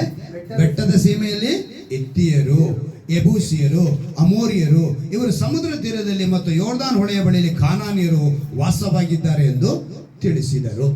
ಈಗ ಬೆಟ್ಟದ ಸೀಮೆಯಲ್ಲಿ ವಾಸವಾಗಿದ್ದಂಥ ಜನ ಯಾರು? ಈಗ ಮೋಶೆ ಕಳಿಸಿದ್ದಾನೆ ಗೂಢಾಚಾರಿಗಳನ್ನ, 12 ಕುಲದಿಂದ ಹೋಗಿದ್ದಾರೆ. ಅದರಲ್ಲಿ ಯೆಹೋಶುವ ಒಬ್ಬ, ಕಾಲೇಬ್ ಒಬ್ಬ. 12 ಕುಲಗಳಿಂದ ಹೋದವರಲ್ಲಿ ಯೆಹೋಶುವನ ಒಬ್ಬ ಇದ್ದಾನೆ, ಕಾಲೇಬ್ ಒಬ್ಬ. ಇವರಿಬ್ಬರೇ ಒಳ್ಳೆ ಸುದ್ದಿ ಕೊಟ್ಟವರು. ಕಾಲೇಬ್ ಒಂದು ಒಳ್ಳೆ ಸುದ್ದಿ ಕೊಡ್ತಾನೆ, ಬೆಟ್ಟದ ಮೇಲೆ ವಾಸಿಸುವ ಹಿತ್ತಿಯರನ್ನ ಗೆಲ್ಲುವುದು ಕಷ್ಟ, ಯಾಕೆಂದ್ರೆ ಇಸ್ರಾಯೇಲ್ರು ನಾವು ಬೆಟ್ಟ ಹತ್ತುವ ಸಮಯದಲ್ಲಿ ಇದ್ದೀವಿ. ಇವರು ಇಸ್ರಾಯೇಲ್ರು ಇವಾಗ ಬೆಟ್ಟದ ಕೆಳಗಿದ್ದಾರೆ, ಅವರೆಲ್ಲಿದ್ದಾರೆ? ಬೆಟ್ಟದ ಸೀಮೆಯಲ್ಲಿದ್ದಾರೆ, ಅಂದ್ರೆ ಬೆಟ್ಟದ ಮೇಲಿದ್ದಾರೆ. ಇವಾಗ ಹಿತ್ತಿಯನ್ನ ನಾವು ಗೆಲ್ಲಬೇಕು, ಯಾಕಂದ್ರೆ 7 ಜನಾಂಗವನ್ನ ಗೆದ್ರೇನೆ ಕಾನಾನ್ ಪ್ರವೇಶ ಮಾಡೋಕ್ಕಾಗೋದು. ಅದ್ರಲ್ಲಿ ಮೊದಲನೇ ಜನಾಂಗದ ಕುರಿತು ಇವಾಗ ನಾವು ನೋಡ್ತಾ ಇದ್ದೀವಿ, ಹಿತ್ತಿಯರು. ಹಿತ್ತಿಯನ್ನ ಗೆಲ್ಲಬೇಕು ಅಂದ್ರೆ ಅವ್ರು ಬೆಟ್ಟದ ಮೇಲೆ ಇದ್ದಾರೆ, ನಾವು ಅವ್ರನ್ನ ಸೋಲಿಸೋದು ಕಷ್ಟ. ಏನಕ್ಕೆ ಕಷ್ಟ ಅಂದ್ರೆ ನಾವು ಬೆಟ್ಟ ಹತ್ತುತ್ತಾ ಇದ್ರೆ ಅವ್ರ ಮೇಲಿಂದ ಈಸಿಯಾಗಿ ಇಳಿದು ಬಿಡ್ತಾರೆ. ಮನುಷ್ಯನಿಗೆ ಬೆಟ್ಟ ಹತ್ತೋದು ಕಷ್ಟ, ಇಳಿಯೋದು ಸುಲಭ. ಸೊ ನಾವು ಹತ್ತೋಷ್ಟಿಗೆ ಅವರು ಸುಲಭವಾಗಿ ಹಿಡಿದು ನಮ್ಮನ್ನು ಕೊಂದು ಬಿಡ್ತಾರಪ್ಪ, ನಾವು ಅವ್ರನ್ನ ಜಯಿಸೋದು ಕಷ್ಟ ಅಂತೇಳಿ ಮೊದಲನೇದಾಗಿ ಇಸ್ರಾಯೇಲ್ರಲ್ಲಿ ಒಂದು ಭಯಾನ ಹುಟ್ಟಿಸ್ತಾರೆ. ಏನು ಹುಟ್ಟಿಸ್ತಾರೆ ಅವರು? ಭಯಾನ. ಯಾರು? ಗೂಢಾಚಾರಿಗಳೇ ಹುಟ್ಟಿಸ್ತಾರೆ. ಅಂದ್ರೆ ಹಿತ್ತಿಯರು ಅನ್ನೋ ಪದಕ್ಕೆ ಇನ್ನೊಂದು ಸಮಾನಾರ್ಥಕವಾದ ಒಂದು ಪದ, ಆತ್ಮಿಕ ಪದವಾಗಿ ನಾವು ಬಳಸಬೇಕು ಅಂತ ಹೇಳಿದ್ರೆ ಭಯ. ಹಿತ್ತಿಯರು ಅಂದ್ರೆ ಯಾರು ಅಂತೇಳಿ ನಾವು ಹೇಳಿದ್ವಿ. ಅದೊಂದು ಸಂತತಿಯ ಪ್ರಕಾರ ನಾವು ಯಾರು ನೋಡಿದ್ವಿ? ಏಸಾವನ ಒಂದು ಸಂತತಿ ಪ್ಲಸ್ ಇಷ್ಮಾಯೇಲನ ಸಂತತಿ, ಕಾನಾನ ವಂಶದಲ್ಲಿ ಬಂದಂಥ, ಈ ಕಾನಾನ್ಗೆ ಹುಟ್ಟಿದಂಥ ಆ ಒಂದು ಹಾಮನ ಮಗನ ಹುಟ್ಟಿದಂಥ ಈ ಒಂದು ಸಂತತಿ ನೋಡ್ಕೊಂಡ್ ಬಂದ್ವಿ. ಈ ಸಂತತಿಯಲ್ಲಿ ಬಂದಂಥ ಜನ ಬೆಟ್ಟದ ಸೀಮೆಯಲ್ಲಿ ವಾಸ ಮಾಡಿದ್ರು. ಆ ಬೆಟ್ಟದ ಸೀಮೆಯಲ್ಲಿ ವಾಸ ಮಾಡಿದಂಥ ಜನ ಏನಾಗಿದ್ರು? ಅವರು ಭಯಂಕರ ಪರಾಕ್ರಮಶಾಲಿ. ಯಾಕಂದ್ರೆ ಹೇಳಿದ್ರ ಅಲ್ಲಿ ವಾಕ್ಯ, ಮೀರುವ ಶಕ್ತಿ, ಸಂಖ್ಯೆಯಲ್ಲಿಯೂ ಬಲದಲ್ಲಿಯೂ ಅವರು ಹೆಚ್ಚಾಗಿರ್ತಾರೆ. ಸೊ ಇವ್ರೇನಾಗಿದ್ರು, ಈ ಇಸ್ರಾಯೇಲ್ರಿಗೆ ಒಂದು ಭಯ ಹುಟ್ಟುಬಿಡ್ತು. ಈ 13ನೇ ಅಧ್ಯಾಯದಲ್ಲೇ 30ನೇ ವಾಕ್ಯವನ್ನು ನಾವು ಗಮನಿಸುವಾಗ ಹೇಳ್ತಾರೆ, ಇಸ್ರಾಯೇಲರು ಮೋಶೆಗೆ ವಿರೋಧವಾಗಿ ಗುಣಗುಟ್ಟಲಾಗಿ. ತಕ್ಷಣ ಇವ್ರು ಏನ್ ಮಾಡಿದ್ರು? ಗುಣಗುಟ್ತಾರೆ. ಮೋಶೆಗೆ ವಿರೋಧ ಗುಣಗುಟ್ತಾರೆ. ಚಕ್ಕಂದ ಹೇಳ್ತಾನೆ ಕಾಲೇಬನು, ಅವರನ್ನು ಸುಮ್ಮನಿರಿಸಿ ನಾವು ನಿರ್ಭಯವಾಗಿ ಆ ಬೆಟ್ಟದ ಸೀಮೆಗೆ ಹತ್ತಿ ಹೋಗಿ, ನೋಡಿ ಗಮನಿಸ್ಬೇಕು, ಅದಕ್ಕೇನೆ ಹತ್ತಿ ಹೋಗಿ ನಾವು ಸ್ವಾಧೀನ ಮಾಡಿಕೊಳ್ಳೋಣ ಅಂತ ಧೈರ್ಯ ಪಡಿಸ್ತಾನೆ. ಯಾರು? ಕಾಲೇಬ. ಅವರನ್ನು ಅದನ್ನು ಜಯಿಸಬಲ್ಲೆವು ಎಂದು ಹೇಳಿದನು. ಆದರೆ ಅವನ ಜೊತೆಯಲ್ಲಿ ಹೋದವರು, ಆ ಜನರು ನೋಡಿ, ಈಗ ನಮ್ಮ ಜೊತೆಯಲ್ಲಿರೋರು, ಇವತ್ತು ನಿಮ್ಮ ಮಧ್ಯದಲ್ಲಿ ಇದೇ ಪರಿಸ್ಥಿತಿ ಇರುತ್ತೆ. ನಿಮ್ಮಲ್ಲಿ ಅಥವಾ ನಿಮ್ಮ ಜೊತೆಯಲ್ಲಿರೋರು ಭಯ ಹುಟ್ಟಿಸ್ತಾರೆ. ನಿನಗೆ ನಡೆಯಲ್ಲ, ಇದಾಗಲ್ಲ, ಒಂದು ಭಯಾನ ಹುಟ್ಟಿಸ್ತಾರೆ. ಇಲ್ಲಿ ಅವ್ರ ಜೊತೆಲಿ ಹೋದವ್ರೆ 12 ಕುಲಗಳಲ್ಲಿ 10 ಕುಲದವ್ರು ಏನ್ ಮಾಡಿದ್ರು ಅಂತ ಹೇಳಿ ನೋಡುವಾಗ ಅವ್ರು ಹೇಳ್ತಾರೆ, ಆ ಜನರು ನಮಗಿಂತ ಬಲಿಷ್ಠರು. ಮೊದಲನೇದಾಗಿ ಹೇಳ್ತಾರೆ, ಆ ಜನರು ಏನಾಗಿದ್ದಾರೆ ಅಂತ? ನಮಗಿಂತ ಬಲಿಷ್ಠರು, ಅವ್ರ ಮೇಲೆ ಹೋಗುವುದಕ್ಕೆ ನಮಗೆ ಶಕ್ತಿ ಸಾಲದು ಅಂದರು. ಅದಲ್ಲದೆ ಇವರು ತಾವು ಸಂಚರಿಸಿ ನೋಡಿದ ದೇಶದ ವಿಷಯವಾಗಿ ಇಸ್ರಾಯೇಲರಿಗೆ ಅಶುಭ ಸಮಾಚಾರವನ್ನು ಹೇಳುವವರಾಗಿ, ಏನಂತೆ? ಅಶುಭ ಸಮಾಚಾರವನ್ನು ಹೇಳುವವರಾಗಿ, ನಾವು ಸಂಚರಿಸಿ ನೋಡಿದ ದೇಶವು ತನ್ನಲ್ಲಿ ವಾಸಿಸುವವರನ್ನು ನುಂಗಿ ಬಿಡುತ್ತೆ. ಅಲ್ಲಿರುವಂಥ ಜನ ನಾವು ಹೋದ್ರೆ ನಮ್ಮನ್ನ ಏನ್ ಮಾಡ್ತಾರೆ? ನುಂಗಿ ಬಿಡ್ತಾರೆ. ಅದಲ್ಲದೆ ನಾವು ಅದರಲ್ಲಿ ನೋಡಿದ ಜನರೆಲ್ಲರೂ ಬಹಳ ಎತ್ತರವಾದವರು. ಹೇಗಿದ್ರಂತೆ ಅವರು? ಬಹಳ ಎತ್ತರವಾದವರು. ಅಲ್ಲಿ ನೆಫೇಲಿಯರನ್ನು, ಅಂದ್ರೆ ನೆಫೇಲಿಯರು ವಂಶದವರಾದ ಉನ್ನತ ಪುರುಷರನ್ನು ನೋಡಿದೆವು. ನಾವು ಅವರ ಮುಂದೆ ಮಿಡತೆಗಳಂತೆ ಇದ್ದೇವೆ. ಹೇಗಿದ್ರಂತೆ? ಅವಾಗ ಯೋಚನೆ ಮಾಡ್ಕೋಬೇಕು. ಇವತ್ತು ನಾವು ಜೈನ್ಸ್ ಅಂತ ಹೇಳ್ತೀವಿ, ತುಂಬಾ ಎತ್ತರವಾಗಿರುವ ಮನುಷ್ಯರನ್ನು ಹೇಳ್ತೀವಿ, ಅಂಥವ್ರ ಮಧ್ಯದಲ್ಲಿ ನಾವು ಹೆಂಗಿದ್ವಂತೆ? ಮಿಡತೆ. ಅರ್ಥ ಮಾಡ್ಕೊಳ್ಬೇಕು, ಗೋಲಿಯಾತನು ಅಂತ ಸಂತತಿಯಲ್ಲಿ ಬಂದವನೇ. ಅವನ ಎತ್ತರ, ಅವನ ಅಳತೆ, ಅವನು ಬಾಹುಬಲಿಯಾಗಿ ಕಾಣಕ್ಕೆ ಕಾರಣ ಏನು ಅಂತ ಹೇಳಿದ್ರೆ ಆ ವಂಶದಲ್ಲಿ ಬಂದವನೇ ಗೋಲಿಯಾತನು. ಹಾಗಾಗಿ ಅವರನ್ನು ನೋಡಿ ನಾವು ಅವರ ಮುಂದೆ ಮಿಡತೆಗಳಂತೆ ಇದ್ದೇವೆ ಎಂದು ತಿಳಿದುಕೊಂಡೆವು, ಅವರಿಗೂ ನಾವು ಹಾಗೆ ತೋರಿದೆವು ಅಂದ್ರು. ಇಂಥ ಭಯನ ಹುಟ್ಟಿಸ್ಕೊಟ್ರು. ಈಗ ನಾವು ಚೆನ್ನಾಗಿ ಗಮನಿಸ್ಬೇಕಾಗಿರೋದು ಇದನ್ನೇ, ಇಸ್ರಾಯೇಲರಲ್ಲಿ ಹುಟ್ಟಿದ್ದು ಭಯ. ಹಿತ್ತಿಯರು ಅಂದ್ರೆ ಏನ್ ಬಂತು? ಇವರಿಗೆ ಭಯ ಹುಟ್ಟಿತು. ಅವನ ಜೊತೆಯಲ್ಲಿ ಹೋದವರು ಈ ಭಯನ ಹುಟ್ಟಿಸಿದ್ರು. ಇವಾಗ ನಮ್ಮ ಜೊತೆಯಲ್ಲಿ ಅನೇಕರು ಇರ್ತಾರೆ. ಆಗ ದೇವರು ನಮಗೆ ಕೊಟ್ಟ ವಾಗ್ದಾನ ನೆನೆಸ್ಕೊಳ್ಬೇಕು. ನಹೂಮ 1:7 ತನ್ನ ಮರೆ ಹೊಕ್ಕವರನ್ನ ಬಲ್ಲನೋ. ಯಾರು ಆತನ ಆಶ್ರಯವಾಗಿ ಹೋಗಿ ಇಳ್ಕೋದ, ಪರಾತ್ಪರನ ಮರೆ ಹೊಕ್ಕಿರುವನು ಸರ್ವಶಕ್ತನ ಆಶ್ರಯದಲ್ಲಿ ಸುರಕ್ಷಿತನಾಗಿರು ಅಂಥೇಳಿ ನಾವು ಮರೆ ಹೋಗ್ಬಿಟ್ರೆ ಖಂಡಿತವಾಗ್ಲೂ ಆ ಸುರಕ್ಷಿತವನ್ನು ನಾವು ಕಾಣೋದಕ್ಕೆ ಸಾಧ್ಯ. ಈ ಹಿತ್ತಿಯರಿಗೆ ಇನ್ನೊಂದು ಸ್ವಭಾವ ಇತ್ತು. ಅದನ್ನು ಮೊದಲನೇ ಅರಸುಗಳ ಮೊದಲನೇ ಅರಸುಗಳು ಅದರಲ್ಲಿ ಸ್ವಲ್ಪ ಬಿಡಿಸಿ ಹೇಳಿದ್ದಾರೆ. 11ನೇ ಅಧ್ಯಾಯನ ನಾವು ನೋಡುವಾಗ, ಮೊದಲನೇ ಅರಸುಗಳು 11ನೇ ಅಧ್ಯಾಯ ಅದರಲ್ಲಿ ನಾವು ಗಮನಿಸುವಾಗ ಅವರಿಗೆ ಎಂಥ ಸ್ವಭಾವ ಇತ್ತು ಅಂತ ಹೇಳಿ ಇಲ್ಲಿ ಸೊಲೊಮೋನನ ಮೂಲಕ ನಮ್ಗೆ ತಿಳಿಸ್ತಾರೆ. ನಮಗೆಲ್ಲ ಸೊಲೊಮೋನ ಅಂದ ತಕ್ಷಣ ಜ್ಞಾನೋಕ್ತಿಗಳು ನಾನು ಬರಬೇಕು. ಸೊಲೊಮೋನ ಯಾರು? ಜ್ಞಾನೋಕ್ತಿಗಳನ್ನ ಬರೋದು, ಪ್ರಾವರ್ಬ್ಸ್. ಆಮೇಲೆ ಇನ್ನೊಂದು ಯಾವುದು? Songs of. ಆಮೇಲೆ ಇನ್ನೊಂದು ಎಕ್ಸೈಸ್, ಅಂದ್ರೆ ಪ್ರಸಂಗಿ, ಪರಮಗೀತ, ಜ್ಞಾನೋಕ್ತಿಗಳು. ಮೂರನ್ನು ಬರೆದವರು ಯಾರಾಗಿದ್ದಾರೆ? ಸೊಲೊಮೋನ. ಆದರೆ ಆ ಜ್ಞಾನಿ ಇಲ್ಲಿ ಬಿದ್ದು ಹೋಗಿದ್ದಾನೆ. ಅವರ ಕುರಿತು ಇಲ್ಲಿ ಬರೆಯಲ್ಪಟ್ಟಿದೆ. ಸೊಲೊಮೋನನು ಎಂಥವನು ಅಂತ ಹೇಳಿ ಬರೆಯಲ್ಪಟ್ಟಿದೆ. ಅರಸನಾದ ಸೊಲೊಮೋನನು ಫರೋಹನ ಮಗಳಲ್ಲದೆ ಮೋವಾಬ್ಯರು, ಅಮ್ಮೋನಿಯರು, ಏದೋಮ್ಯರು, ಚಿದೋನ್ಯರು, ಇತ್ತಿಯರು ಬಂತ. ಇಲ್ಲಿ ಏನ್ ಬಂತು? ಇತ್ತಿಯರು ಎಂಬಿ ಜನಾಂಗಗಳ ಸ್ತ್ರೀಯರನ್ನು ಮೋಹಿಸಿದನು. ಎಂಥ ಜ್ಞಾನಿ ಆದರೂ ಕೂಡ ಎಲ್ಲಿ ಬಿದ್ದೋದ? ಒಂದು ಕಡೆ ಬಿದ್ದೋದ. ಆ ಜ್ಞಾನಿ ಬಿದ್ದೋದ್ಮೇಲೆ ಅವನಿಗೆ ದೇವರು ಪಾಠ ಕಲಿಸಿದಾಗ ಜ್ಞಾನೋಕ್ತಿಗಳನ್ನ ಬರೀತಾನೆ, ಪರಮಗೀತನ ಬರೀತಾನೆ. ನಿಜವಾದ ದೇವರ ಸಂಪರ್ಕ ಹೆಂಗಿರಬೇಕು ಅನ್ನೋದನ್ನ ಅವನು ಪರಮಗೀತದಲ್ಲಿ ಬರೀತಾನೆ. ಮನುಷ್ಯ ಪಡುವಂಥ ಎಲ್ಲ ಪ್ರಯಾಸಗಳು ವ್ಯರ್ಥ ಅಂತೇಳಿ ಪ್ರಸಂಗಿಯಲ್ಲಿ ಹೇಳ್ತಾನೆ.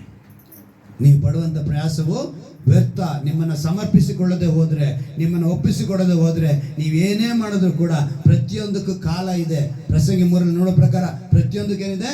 ಕಾಲವು ಕ್ಲುಪ್ತವಾಗಿದೆ ಅಂತ ಹೇಳಿದೆ. ಆ ರೀತಿಯಾಗಿರೋದ್ರಿಂದ ನಿಮ್ಮನ್ನು ಒಪ್ಪಿಸಿಕೊಡಬೇಕು ಅಂತೇಳಿ ಆ 3 ಅಧ್ಯಾಯಗಳಲ್ಲಿ, ಅಂದರೆ ಜ್ಞಾನೋಕ್ತಿಗಳು, ಪರಮಗೀತ, ಪ್ರಸಂಗಿಯಲ್ಲಿ ತಿಳಿಸ್ತಾನೆ. ಅದಕ್ಕಿಂತ ಮುಂಚೆ ಅವನು ಬಿದ್ದೋದವನಾಗಿದ್ದ ಸೊಲೊಮೋನನು. ಅವನು ಬಿದ್ದೋದಾಗ ಅದರಲ್ಲಿದ್ದವರು ಹಿತ್ತಿಯರು. ಅವರ ಗುಣ ಹೆಂಗಿತ್ತು ಅಂತ ಹೇಳಿ ನಾವು ನೋಡುವಾಗ, ಸ್ತ್ರೀಯರು ಮೋಹಿಸಿದನು. ಯೆಹೋವನು ಈ ಜನಾಂಗಗಳ ವಿಷಯದಲ್ಲಿ ಇಸ್ರಾಯೇಲರಿಗೆ ನಿಮಗೂ ಅವರಿಗೂ ಕೊಟ್ಟುಕೊಳ್ಳುವುದು ನಡೆಯಬಾರದು. ಏನಂತೆ?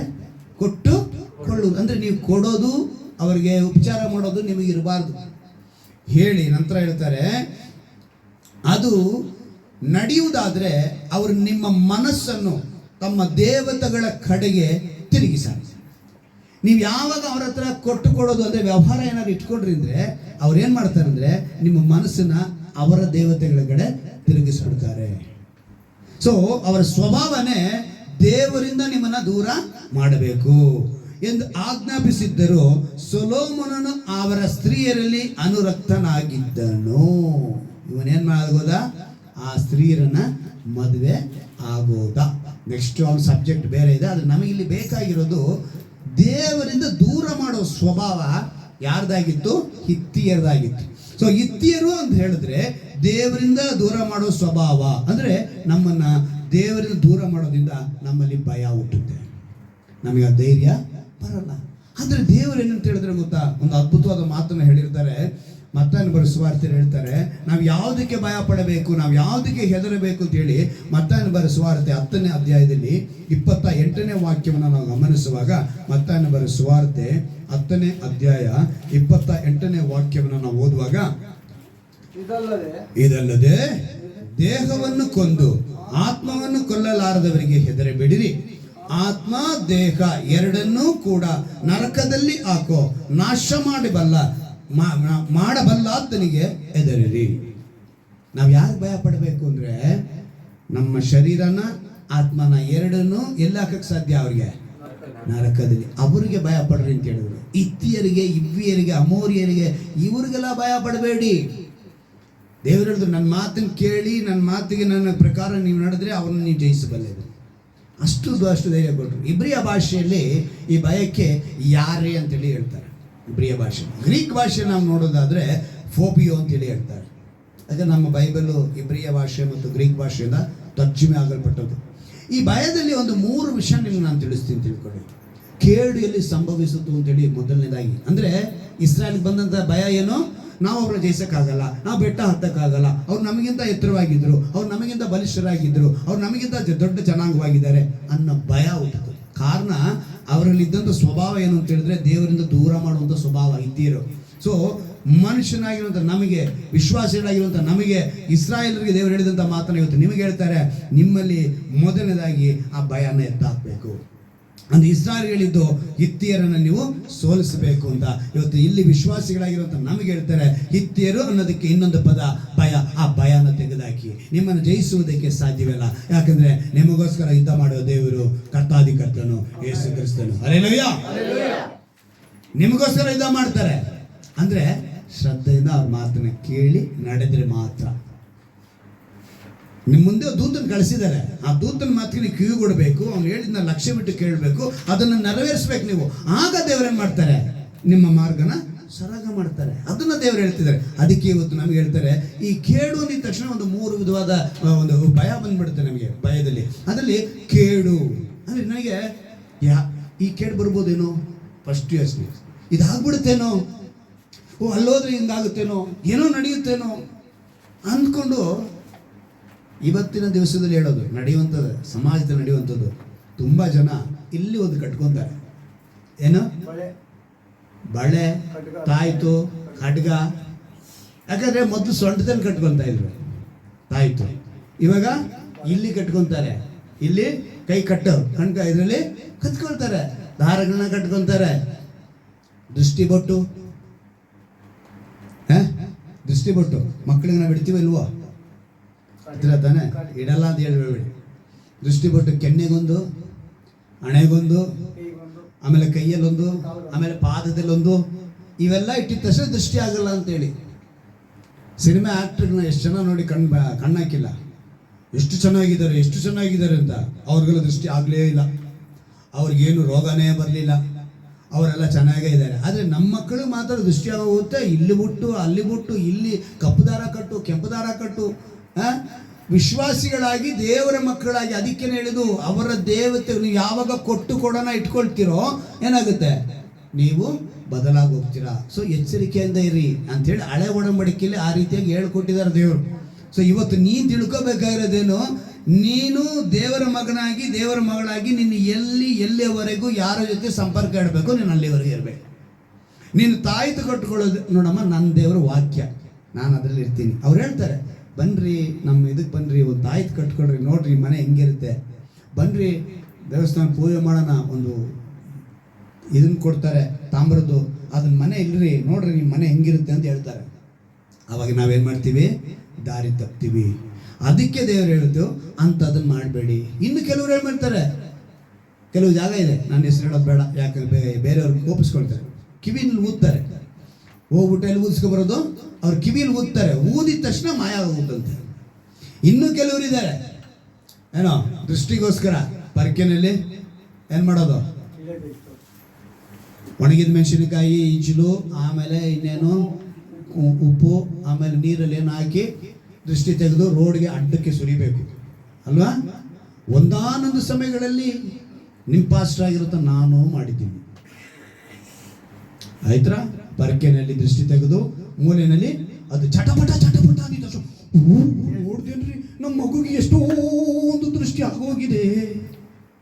ಪರ್ಕೆ ಕಡ್ಡಿ ಚಟಪಟ ಅಂದಿರ ಅದು ಸುಮ್ಮನೆನ ಇರುತ್ತೆ, ಒಣಗಿರೋ ಕಡ್ಡಿ ಅಂದೇನತ್ತೆ. ಅದೇ ಒದ್ದೆಗಿರೋ ಹಚ್ಕೊಂಡು ನೋಡೋಣ, ಅದು ಚಟಪಟಾನು ಇಲ್ಲ ಕಟಪಟಾನು ಇಲ್ಲ, ಅದು ಉರಿಯೋದೇ ಇಲ್ಲ. ಆದ್ರೆ ನಾವೇನು ಮಾಡ್ತೀವಿ, ಅಯ್ಯೋ ಏನ್ರಿ ನಮ್ಮ ಮಗುಗೆ ಇಷ್ಟೊಂದು ಎಲ್ಲ ಕಣ್ಗಳು ಹಾಳಾಗಿ ಹೋಗ್ಲಿ ಅಂತ ತಲೆಗೆ ಒಂದು ಹಿಂಗೆ ಸುತ್ತಿ ಹಾಕಿ ಹಂಗೆ ಶಾಪ ಹಾಕೋದ್ರಲ್ಲಿ ನಾವೇನಾಗಿರ್ತೀವಿ, ಎತ್ತಿದ ಕೈಯಲ್ಲಾಗಿರ್ತೀವಿ. ಸೊ ಇಂಥದನ್ನೆಲ್ಲ ನಾವು ಮಾಡ್ಬಾರ್ದು. ಕೇಡು ಎಲ್ಲಿ ಬಂದ್ಬಿಡುತ್ತೋ ಅಂತೇಳಿ ನಾವೇನು ಮಾಡ್ತಾ ಇದೀವಿ, ಇನ್ನ ಕಡಿ ಕೇಳ್ಬಿಡಲ್ವಾ, ಇಲ್ಲ ಭವಿಷ್ಯಕ್ಕೆ. ಇದು ಇವಾಗ ಪಾಸ್ಟರ್ ಲೈಫಲ್ಲಿ ಬಂದ್ಬಿಟ್ಟಿದೆ. ಕೆಲವರು ನನ್ನ ಹತ್ರನೇ ಸುಮಾರು ಜನ ಬಂದಿದ್ದ ತಕ್ಷಣ ಪ್ರೇಯರ್ ಮಾಡಿ ಬ್ರದರ್, ತುಂಬ ಹೋರಾಟ, ಏನೋ ಕುಟುಂಬದಲ್ಲಿ ಏಳಿಗೆನಿಲ್ಲ, ಸಮೃದ್ಧಿ ಇಲ್ಲ, ಸರಿ ಎಲ್ಲ ಪ್ರೇಯರ್ ಮಾಡಿ. ಬ್ರದರ್ ದೇವ್ರೇನು ಹೇಳಿದ್ರು ನನ್ನ ಬಗ್ಗೆ? ಏನಪ್ಪ ಇದು, ನಾನು ಟೆಲಿಫೋನೆಲ್ಲ ಮಾತಾಡ್ತಿದ್ದೆ ದೇವ್ರ ಹತ್ರ, ಇವತ್ತು ಹಿಂಗೆ ಕೇಳ್ತಾರೆ ನಮ್ಮನ್ನ, ಬ್ರದರ್ ನನ್ನ ಬಗ್ಗೆ ದೇವ್ರೇನು ಹೇಳಿದ್ರು? ಅಲ್ಲಿಗೆ ನಾನು ಇವರಿಗೆ ಏನಾಗಿದ್ದೀನಿ ಈಗ, ಟೆಲಿಫೋನ್ ಆಪ್ರೇಟ್ರಾ ನಾನು? ಇಲ್ಲ ಅಲ್ಲ, ಅವ್ರ ಹತ್ರ ಹೋಗಿ ಏನು ಕೇಳ್ಕೊಂಬಂದು ಪಿ ಎನಾ? ಯಾವ ರೀತಿಯಾಗಿ ಇವತ್ತು ಪಾಸ್ಟರ್ಸ್ನ ಉಪಯೋಗಿಸ್ಕೊಳ್ತಿದ್ದಾರೆ, ಪಾಸ್ಟರ್ಗಳು ಅದೇ ರೀತಿ ನಡ್ಕೊಳ್ತಾರೆ. ಹೌದಮ್ಮ ದೇವ್ರು ನಿನ್ನ ಬಗ್ಗೆ ಹೇಳಿದ್ರು, ನಿನಗೊಂದು ಸಾಮಾನ್ಯವಾಗಿ ನಿನಗೆ ತಿಂಗಳಿಗೆ ಹೊಟ್ಟೆ ನೋವು ಬರ್ತಾ ಇದೆ ತಾನೆ, ತಿಂಗಳಿಗೆ ಹೊಟ್ಟೆ ನೋವು ಬರ್ತಾರೆ ಹೆಂಗಸಿ ಯಾರನ್ನ ಇದ್ದಾರ ಹೇಳಿ ನೋಡೋಣ. ಸ್ತ್ರೀಯರಿಗೆ ತಿಂಗಳಿಗೆ ಹೊಟ್ಟೆ ನೋವು ಬರ್ದಿರೋಂಥ ಸ್ತ್ರೀಯರು ಯಾರನ್ನ ಇದ್ದಾರ? ಇಲ್ಲ ತಲೆನೋವು ಬರ್ದಿರೋಂಥ ಮನುಷ್ಯ ಇದ್ದಾನ? ಸೊಂಟ ನೋವು ಬರ್ದಿರೋ ಮನುಷ್ಯ ಇದ್ದಾನ? ಅದು ಇದನ್ನೆಲ್ಲ ಹೇಳೋದು ಇವ್ರ ತಕ್ಷಣ ಹೌದು ಪಾಸ್ಟ್ರೇ ನಿಮ್ಗೆ ಗೊತ್ತಾಯ್ತು. ದೇವ್ರು ಹೇಳ್ತಿದಾರಮ್ಮ, ದೇವ್ರಿಗೆ ಬೇರೆ ಕೆಲಸನೇ ಇಲ್ಲ. ಸೊ ಹಿಂಗೆ ಮಿಸ್ಗೈಡ್ ಮಾಡಿ ದೇವರ ಹೆಸರಲ್ಲಿ ಮೋಸ ಮಾಡುವಂಥ ಪಾಸ್ಟರ್ಗಳು ಈ ನಡುವೆ ಇದ್ದಾರೆ. ಆದರೆ ಇವತ್ತು ನಾವು ಎಚ್ಚರಿಕೆ ಆಗಬೇಕು. ಕೇಡು ಸಂಭವಿಸುತ್ತೋ ಅಂತೇಳಿ ನಾ ಎಲ್ಲೂ ಹೋಗಿ ಕೇಳಬೇಕಾಗಿಲ್ಲ. ನೀನು ಪ್ರಾರ್ಥನೆ ಮಾಡಿದ್ರೆ ನಿನಗೆ ನಂಬಿಕೆಯಿಂದ ಪ್ರಾರ್ಥನೆ ಮಾಡು. ನಿನ್ನ ನಂಬಿಕೆ ನಿನ್ನ ಸ್ವಸ್ಥ ಮಾಡಿದ್ರೆ ನಂಬಿಕೆ ಮಾತ್ರ ಇರಲಿ ಅಂತ ಹೇಳಿದ್ರು. ಏನಂತ ಹೇಳಿದ್ರು? ನಂಬಿಕೆ ಮಾತ್ರ ಇರಲಿ. ನಿನ್ನ ನಂಬಿಕೆ ನಿನ್ನ ಸ್ವಸ್ಥ ಮಾಡಿತ್ತು ಅಂತ ಹೇಳಿದ್ರು. ನಿನಗೆ ಏನು ಬೇಕು ಅಂತ ಕೇಳಿದ್ರು, ನನಗೆ ಬೇಕು ಅಂದ್ರು, ಇದನ್ನು ನಿನ್ನ ಕೇಳಿದಂತೆ ಆಗಲಿ ಅಂತ ಹೇಳಿದ್ರು. ಆ ರೀತಿ ದೇವರು ವಾಸ ಮಾಡಿ ಅವರು ಸುಖ ಕೊಡೋ ದೇವರು, ಏನೋ ಆರೋಗ್ಯ ಕೊಡೋ ದೇವರು. ನಾವು ಇವತ್ತು ಯಾವುದೋ ಮನುಷ್ಯರ ಮೂಲಕ, ಯಾವುದೋ ತಾಯಿತ ಮೂಲಕ, ಯಾವುದೋ ದಾರದ ಮೂಲಕ ಕುಂಬಳಕಾಯಿ ಹೊಡೆದ್ರು ಇಲ್ಲ, ಮನೆಯಲ್ಲಿ ಏನು ಸತಾಸ್ಗಳಿನ ಪಾತಾಸ್ಗಳಿನ ಅದು ನೇತಾಡಿದ್ರು ಇಲ್ಲ, ತೆಂಗಿನಕಾಯಿ ಕಟ್ಟಿದ್ರು ಇಲ್ಲ, ಯಾವುದೂ ಇಲ್ಲ. ಇದು ಅನ್ಯರು ಮಾಡ್ತಾರೆ. ಆದರೆ ಕ್ರೈಸ್ತರಲ್ಲಿ ಯಾರು ಈ ಥರ ಸಂಪ್ರದಾಯಗಳನ್ನ ಇಟ್ಕೊಳ್ಬಾರ್ದು. ದೇವರು ಇವತ್ತು ಎಚ್ಚರಿಕೆ ಪಡಿಸ್ತಾರೆ. ನ್ಯೂಸ್ ಪೇಪರ್ ತೆಗೆದುಕೊಳ್ತಾನೆ, ಎಲ್ಲ ಫಸ್ಟ್ ಪೇಪರ್ ಸೆಕೆಂಡ್ ಪೇಪರ್ ಎಲ್ಲ ಬಿಟ್ಟು 3ನೇ ಪೇಪರ್ಗೆ ಬರ್ತಾನೆ. ಇವತ್ತು ರಾಶಿ ಫಲ ನಮ್ದು ಏನೈತೆ? ಸಿಂಹ ರಾಶಿಯಲ್ಲಿ ಏನೈತೆ? ಮಿಥುನ ರಾಶಿಯಲ್ಲಿ ಏನೈತೆ? ರಾಶಿ ನೋಡ್ತಾನೆ. ಇವತ್ತು ರಾಶಿ ಕೈ ತೋರಿಸ್ತಾನೆ. ಇವನು ಹೇಳ್ತಾನೆ, ಅಯ್ಯಯ್ಯೋ ಏನಮ್ಮ ಹಳ್ಳಕ್ಕೆ ಬಿದ್ದೋಗಿದೆಯಲ್ಲಮ್ಮ ರೇಖೆ, ಬದುಕು ತುಂಬ ಕಷ್ಟಮ್ಮ, ಒಂದು ಪರಿಹಾರ ಇದೆ, ಒಂದು 30,000 ರೂಪಾಯಿ ತಗೊಂಡ್ಬಂದ್ರೆ ಎಷ್ಟು? ಈ ಹಳ್ಳನ ಒಂದು ರೆಡಿ ಮಾಡಿ ರೇಖೆ ನಿಂಗೆ ಮೇಲೆ ಹಾಕಿಸ್ಬಿಡ್ತಾನೆ. ಎಂತ ದಡ್ಡತನ ಅಲ್ಲ. ಇವತ್ತು ಅವನು ಹೇಳ್ತಾ ಇದ್ದಾನೆ. ಇವತ್ತು ನಾನೇನು ಹೇಳ್ತೀನಿ ಅಂದರೆ, ನಾವು ಯಾರಾಗಿರಬೇಕು? ಇಂತಹ ಇತ್ಯ ಎಂಬ ಭಯವನ್ನ ಹುಟ್ಟಿಸುವ ಅನೇಕರಿದ್ದಾರೆ. ಅದರಲ್ಲಿ ವಿಶ್ವಾಸಿಗಳು ನಾವಿರಬಾರ್ದು. ಕೇಡು ಬರುತ್ತೆ ಅಂತೇಳಿ. ಎರಡನೇದಾಗಿ ಮರಣ ಭಯ. ಏನು ಭಯ? ಮರಣ ಭಯ. ಮರಣದ ಭಯದ ಕುರಿತು ಇಬ್ರಿಯರಿಗೆ ಬರೆದ ಪತ್ರಿಕೆ 2ನೇ ಅಧ್ಯಾಯದಲ್ಲಿ ಒಂದು ಮಾತನ್ನ ದೇವರು ನಮಗೆ ಎಚ್ಚರಿಕೆಯಾಗಿ ಹೇಳ್ತಾರೆ. ಅದೇ 4ನೇ ವಾಕ್ಯವನ್ನು ಗಮನಿಸುವಾಗ ಒಂದು ಮಾತನ್ನ ದೇವರು ಬರೆಸ್ತಾರೆ. ಇಬ್ರಿಯರಿಗೆ ಬರೆದ ಪತ್ರಿಕೆ 2ನೇ ಅಧ್ಯಾಯ 14ನೇ ವಾಕ್ಯದಲ್ಲಿ, ಇದಲ್ಲದೆ ಮಕ್ಕಳು ರಕ್ತ ಮಾಂಸಧಾರಿಗಳಾಗಿರುವುದರಿಂದ, ಇವಾಗ ನಾವೆಲ್ಲ ಯಾರಾಗಿದ್ದೀವಿ? ರಕ್ತ ಮಾಂಸಧಾರಿಗಳಾಗಿದ್ದೀವಿ. ಆತನು ಅವರಂತೆಯೇ ಆದನು. ದೇವರು ಕೂಡ ಅದೇರಂತೆ ಆದರು, ರಕ್ತ ಮಾಂಸಧಾರಿಯಾಗಿ ಭೂಮಿ ಮೇಲೆ ಇದ್ರು. ಆಮೇಲೆ ಹೇಳ್ತಾರೆ, ತನ್ನ ಮರಣದಿಂದಲೇ ಮರಣಾಧಿಕಾರಿಯನ್ನು ಅಂದ್ರೆ ಸೈತಾನನನ್ನ ಅಡಗಿಸಿ ಬಿಡುವುದಕ್ಕೂ ಮರಣದ ಭಯದ ದೆಸೆಯಿಂದ ತಮ್ಮ ಜೀವಮಾನದೆಲ್ಲ ದಾಸದೊಳಗಿದ್ದವರನ್ನು ಬಿಡಿಸುವುದಕ್ಕೂ ಅವರಂತೆ ರಕ್ತ ಮಾಂಸಧಾರಿ ಆದನು. ದೇವರಿಗೆ ಸಾಧ್ಯ. ಇಲ್ಲಿ 2 ವಿಧವಾದ ಅರ್ಥವೂ ಇದೆ. ಒಂದು ಆತ್ಮಿಕ ಅರ್ಥವೂ ಇದೆ, ಅಂದ್ರೆ ಶರೀರದ ಮರಣವೂ ಇದೆ, ಆತ್ಮಿಕ ಮರಣವೂ ಇದೆ. ನೀನು ಪಾಪ ಮಾಡಿದ್ರೆ ಪಾಪದ ಸಂಬಳ ಏನು? ಮರಣ. ಸೊ ಆ ಮರಣ ನೀನು ಗೆಲ್ಲಬೇಕು ಅಂತ ಹೇಳಿದ್ರೆ ನೀನು ಶುದ್ಧನಾಗಬೇಕು. ಆ ಶುದ್ಧತೆ ದೇವರಿಂದ ಸಾಧ್ಯ. ಆತ್ಮಿಕ ಶರೀರಕ್ಕೆ ಮಾತ್ರನೇ ಶಿಕ್ಷೆ ಸಿಗೋದು. ಈ ಮಣ್ಣಿನ ಶರೀರಕ್ಕೆ ಶಿಕ್ಷೆ ಸಿಗಲ್ಲ. ನಮಗೆ ಒಂದು ಶರೀರ, ಬೇರೆ ಒಂದು ಶರೀರ ಬರುತ್ತೆ, ಅವಾಗ ನಿಮಗೆ ನೆನಪಿರ್ತೀನಿ. ಆ ಶರೀರದಲ್ಲೇ ನ್ಯಾಯ ತೀರ್ಪು. ಅದರಿಂದ ಆ ಶರೀರಕ್ಕೆ ಶಿಕ್ಷೆ ಕೊಡುವಂತ ದೇವರಿಗೆ ನಾವು ಹೆದರಬೇಕು. ಆತ್ಮಕ್ಕೂ ಶರೀರಕ್ಕೂ ಶಿಕ್ಷೆ ಅಂದ್ರೆ ದಂಡನೆ ಕೊಡುವ ದೇವರಿಗೆ ಮಾತ್ರ ನಾವು ಭಯ ಪಡಬೇಕು. ಈ ಮನುಷ್ಯರಿಗೆ ನಾವು ಭಯ ಪಡುವ ಅವಶ್ಯಕತೆ ಇಲ್ಲ. ತಮ್ಮ ಜೀವಮಾನದ ದಾಸದೊಳಗೆ ಬಿಡಿಸುವುದಕ್ಕೂ ಅವರಂತೆ ರಕ್ತ ಮಾಂಸಧಾರಿ ಆದನು. ಆತನ ದೇವದೂತನು ಹಿಡಿದೇವನು ಬಂದವನಲ್ಲ ಅಂತ ಹೇಳಿ ಅಂದ್ರೆ ನಾವು ಚೆನ್ನಾಗಿ ತಿಳ್ಕೋಬೇಕು. ಈ ಮರಣದ ಭಯವನ್ನ ನಾವು ತೆಗೆದುಹಾಕಬೇಕು. ನಂತರ ಭಯ ಪಡಬೇಡಿ ಅಂತೇಳಿ ದೇವರು ವಾಗ್ದಾನವಾಗಿ ನಮ್ಗೆ ಹೇಳ್ಕೊಟ್ಟಿದ್ದಾರೆ. ಒಂದು ಸಲ ನಾವು ಆ ಭಯದಲ್ಲಿ ಬಿದ್ದೋದ್ರೆ ಅದರಲ್ಲಿ ಬಿಡ್ತೀವಿ. ಪ್ರೀತಿಗೆ ಭಯ ಇಲ್ವಂತೆ. ನೀವು 1 ಯೋಹಾನ 4:18 ನೋಡ್ಬೇಕು. ಪ್ರೀತಿಗೇನಿಲ್ಲ, ಭಯ ಇಲ್ಲ. ಅಂದ್ರೆ ಅದು ದೇವರ ಪ್ರೀತಿಯಾಗಿರ್ಬೇಕು. ಕರ್ತನ ಸಹಾಯವಿದ್ರೆ ನಾವು ಭಯ ಪಡಬೇಕಲ್ಲ. ಕರ್ತನು ನನ್ನ ಸಹಾಯಕನು, ನಾನು ಯಾರಿಗೆ ಭಯ ಪಡೆನು ಅಂತೇಳಿ ಇಬ್ರಿಯರಿಗೆ 13:6 ನಾನು ನೋಡ್ತೀವಿ. ಇನ್ನೊಂದು, ದೇವರ ಮಕ್ಕಳಾಗಿದ್ದು ಈ ವಾಕ್ಯನ ಓದೋಣ. ರೋಮಾಪುರದವರಿಗೆ 8ನೇ ಅಧ್ಯಾಯ, ರೋಮಾಪುರದವರಿಗೆ 8ನೇ ಅಧ್ಯಾಯ ಒಂದು ಅದ್ಭುತವಾದ ಮಾತನಲ್ಲಿ ಬರೆಸಿದ್ದಾರೆ. ರೋಮಾಪುರದವರಿಗೆ 8ನೇ ಅಧ್ಯಾಯ 15ನೇ ವಾಕ್ಯವನ್ನು ನಾವು ಗಮನಿಸುವಾಗ 8ನೇ ಅಧ್ಯಾಯ ಒಂದು ಅದ್ಭುತವಾದ ಮಾತನ್ನ ಹೇಳ್ತಾರೆ. ಅವರು ದೇವರ ಮಕ್ಕಳು, ನಾವು ತಿರುಗಿ ಭಯದಲ್ಲಿ ಬೀಳುವ ಹಾಗೆ ದಾಸನ ಭಾವವನ್ನು ಹೊಂದಿದವರಲ್ಲ, ಮಗನ ಭಾವವನ್ನು ಹೊಂದಿದವರಾಗಿದ್ದೀವಿ. ಈ ಭಾವದಿಂದ ನಾವು ದೇವರನ್ನು ಅಪ್ಪಾ ತಂದೆ ಎಂದು ಕೂಗುತ್ತೇವೆ. ಇವಾಗ ನಾವು ದೇವರ ಮಕ್ಕಳು. ಅಪ್ಪ ಅಂತ ಕರಿತಾ ಇದ್ದೀವಿ, ಡ್ಯಾಡಿ ಅಂತ ಕರಿತಾ ಇದ್ದೀವಿ. ಸೊ ನಾವು ಭಯ ಪಡೋ ಅವಶ್ಯಕತೆ ಇಲ್ಲ. ಮರಣದ ಭಯ ನಮಗೆ ಇರಬಾರ್ದು. ಆಂಧ್ರನಲ್ಲಿ ಒಬ್ಬರು ಸೇವಕರಿದ್ದಾರೆ, ಡಾಕ್ಟರ್ ಜಾನ್ ವೆಸ್ಲಿ ಅಂತೇಳಿ, ಒಂದು ಒಳ್ಳೆ ಸೇವಕರು. ಅವರ ಹೆಂಡತಿ ಬ್ಲೆಸ್ಸಿ ವೆಸ್ಲಿ ಅಂತ ಕೂಡ ಸೇವೆ ಮಾಡ್ತಾರೆ. ಅವರ ಒಂದು ಸಾಕ್ಷಿ ಏನು ಹೇಳ್ತಾರೆ ಅಂತ ಹೇಳಿದ್ರೆ, ಜಾನ್ ವೆಸ್ಲಿ ಅವರು ಅವರ ಮುತ್ತಜ್ಜಿ ಅವರು ಮರಣದ ಹಾಸಿಗೆಯಲ್ಲಿ ಹಿಡಿದಾಯಿತು, ಇನ್ನೇನು ಅವ್ರ ಮರಣ ಸಮೀಪಿಸಿದೆ. ಅವರೊಂದು ಮಾತು ಹೇಳ್ತಾರಂತೆ, ಮೊಮ್ಮಗನಿಗೆ ಹೇಳ್ತಾರೆ, ಹೋಗಿ ತುಂಬ ಜನ ಬಂದಿದ್ದಾರಪ್ಪ ನೆಂಟರು, ಹೋಗಿ ಚೇರ್ ಹಾಕು ಅಂತ ಹೇಳ್ತಾರೆ. ಇವರು ಆಚೆ ಬಂದು ನೋಡ್ತಾರಂತೆ, ಅವ್ರ ಸ್ವಂತದವರೆಲ್ಲ ಚೇರಲ್ಲಿ ಕುಂತಿದ್ದಾರೆ, ಬಂಧು ಬಳಗ ಬಂದಿದ್ದಾರೆ, ಎಲ್ಲರೂ ಬಂದಾಯಿತು, ಆದರೆ ಕುಂತಿದ್ದಾರೆ. ಇವರಿಗೆ ಗೊತ್ತಾಗ್ಲಿಲ್ವಂತೆ. ಇವ್ರು ಮತ್ತೆ ಒಳಗೆ ಬರ್ತಾರಂತೆ, ಅಪ್ಪ ಹೋಗಿ ಹೋಗು, ತುಂಬ ಜನ ಬಂದಿದ್ದಾರೆ, ಬಿಳಿ ವಸ್ತ್ರ ಧರಿಸ್ಕೊಂಡು ಬಂದಿದ್ದಾರೆ, ಚೇರ್ಗಳು ಹಾಕು ಅಂತ. ಇವರು ಮತ್ತೆ ಆಚೆ ಬಂದು ನೋಡ್ತಾರಂತೆ, ಯಾರು ಇಲ್ವಂತೆ. ಮತ್ತೆ 2ನೇ ಸಲ 3ನೇ ಸಲ ಹೋದಾಗ ಅವ್ರ ಪ್ರಾಣ ಹೊಟ್ಟೋಯ್ತು. ಆಮೇಲೆ ಯೋಚನೆ ಮಾಡುವಂತೆ, ಏನು ಅಂತ ಹೇಳಿದ್ರೆ, ಅವರ ಮನಸ್ಸಿನಲ್ಲಿ ಇದ್ದಂಥ ಅವ್ರು ಹೇಳ್ತಾರೆ, ನಮ್ಮ ಅಜ್ಜಿಗೆ ದೇವದೂತಗಳು ಬಂದಿದ್ದು, ಅವರು ಭಯವೇ ಇಲ್ದಿರ ಆ ಒಂದು ಮರಣವನ್ನ ಸಂತೋಷದಿಂದ ಸ್ವೀಕರಿಸಿದ್ರು. ಏನು ಮಾಡಿದ್ರು ಅವರು? ಬಂದವರಪ್ಪ ಅವರೆಲ್ಲ ನಾನು ಕರ್ಕೊಂಡು ಹೋಗೋದಕ್ಕೆ. ಏನಕ್ಕೆ ಬಂದಿದ್ದಾರೆ ಅವ್ರು? ದೇವದೂತಗಳು ನನ್ನ ಕರ್ಕೊಂಡು ಹೋಗೋದಕ್ಕೆ ಬಂದು. ಆ ರೀತಿಯಾದ ಮರಣದ ಭಯ ನಮಗೆ ಇರಬಾರ್ದು. ಮರಣ ಬಂತ, ಅದು ಒಂದು ನಮ್ಮ ಬದುಕಿನಲ್ಲಿ ಒಂದು ಪಾರ್ಟ್. ನಮ್ಮ ಬದುಕಿನಲ್ಲಿ ಏನಾಗಿದೆ, ಅದು ಮರಣ ಅನ್ನೋದು ಒಂದು ಪಾರ್ಟ್. ಇದಾದ ಮೇಲೆ ಒಂದೊಂದು ಬದುಕಿದೆ, ಅದಕ್ಕೆ ನಾವು ಸಿದ್ಧರಾಗಬೇಕು. ಹಲ್ಲೆಲೂಯಾ. ಅದಕ್ಕೆ ದೇವರು ಹೇಳಿದ್ದಾರೆ. ಇನ್ನೊಂದು, ಸಮಾಜಕ್ಕೆ ಭಯಪಡುವುದು, ಇದು ಬಹಳ ಮುಖ್ಯ. ಇವತ್ತಿನ ದಿವಸದಲ್ಲಿ ಕ್ರೈಸ್ತರು ಹಿಂದಟ್ಟಿ ಹೋಗಿರೋದಕ್ಕೆ ಕಾರಣನೇ ಇದು. ಯಾರನ್ನ ಬಂದು ಹೇಳ್ತಾರ, ನಿಮಗೆ ರೇಷನ್ ಕಾರ್ಡ್ ಇಲ್ಲ, ನಿಮ್ಗೆ ಇನ್ಮೇಲೆ ರೇಷನ್ ಕಾರ್ಡ್ ಇಲ್ಲ ರೀ, ನಿಮಗೆ ನಮ್ಮ ದಲಿತರ ಇದು ಇಲ್ಲ, ನೀವು ಮೈನಾರಿಟಿಯಲ್ಲಿ ಇರೋದ್ರೆ ನಿಮಗೆ ಯಾವುದೇ ಸವಲತ್ತುಗಳಿಲ್ಲ, ಯಾವುದೇ ನಿಮ್ಗೆ ಸಹಾಯ ಇಲ್ಲ ಅಂತ ಹೇಳಿದ ತಕ್ಷಣ, ಹೌದಾ ಬಿಡಿ ನಾವು ಇದರಲ್ಲೇ ಇದೀವಿ ಅಂತೇಳಿ ಹಂಗೆ ಉಲ್ಟಾ ಹೊಡಿಯೋದು. ದೇವರ ಮಕ್ಕಳಾಗಿ ಅಂಥ ಕೆಲಸ ಮಾತ್ರ ಮಾಡಬಾರ್ದು. ಬಹಿರಂಗವಾಗಿ ನಿಂತ್ಕೊಳ್ಳಿ.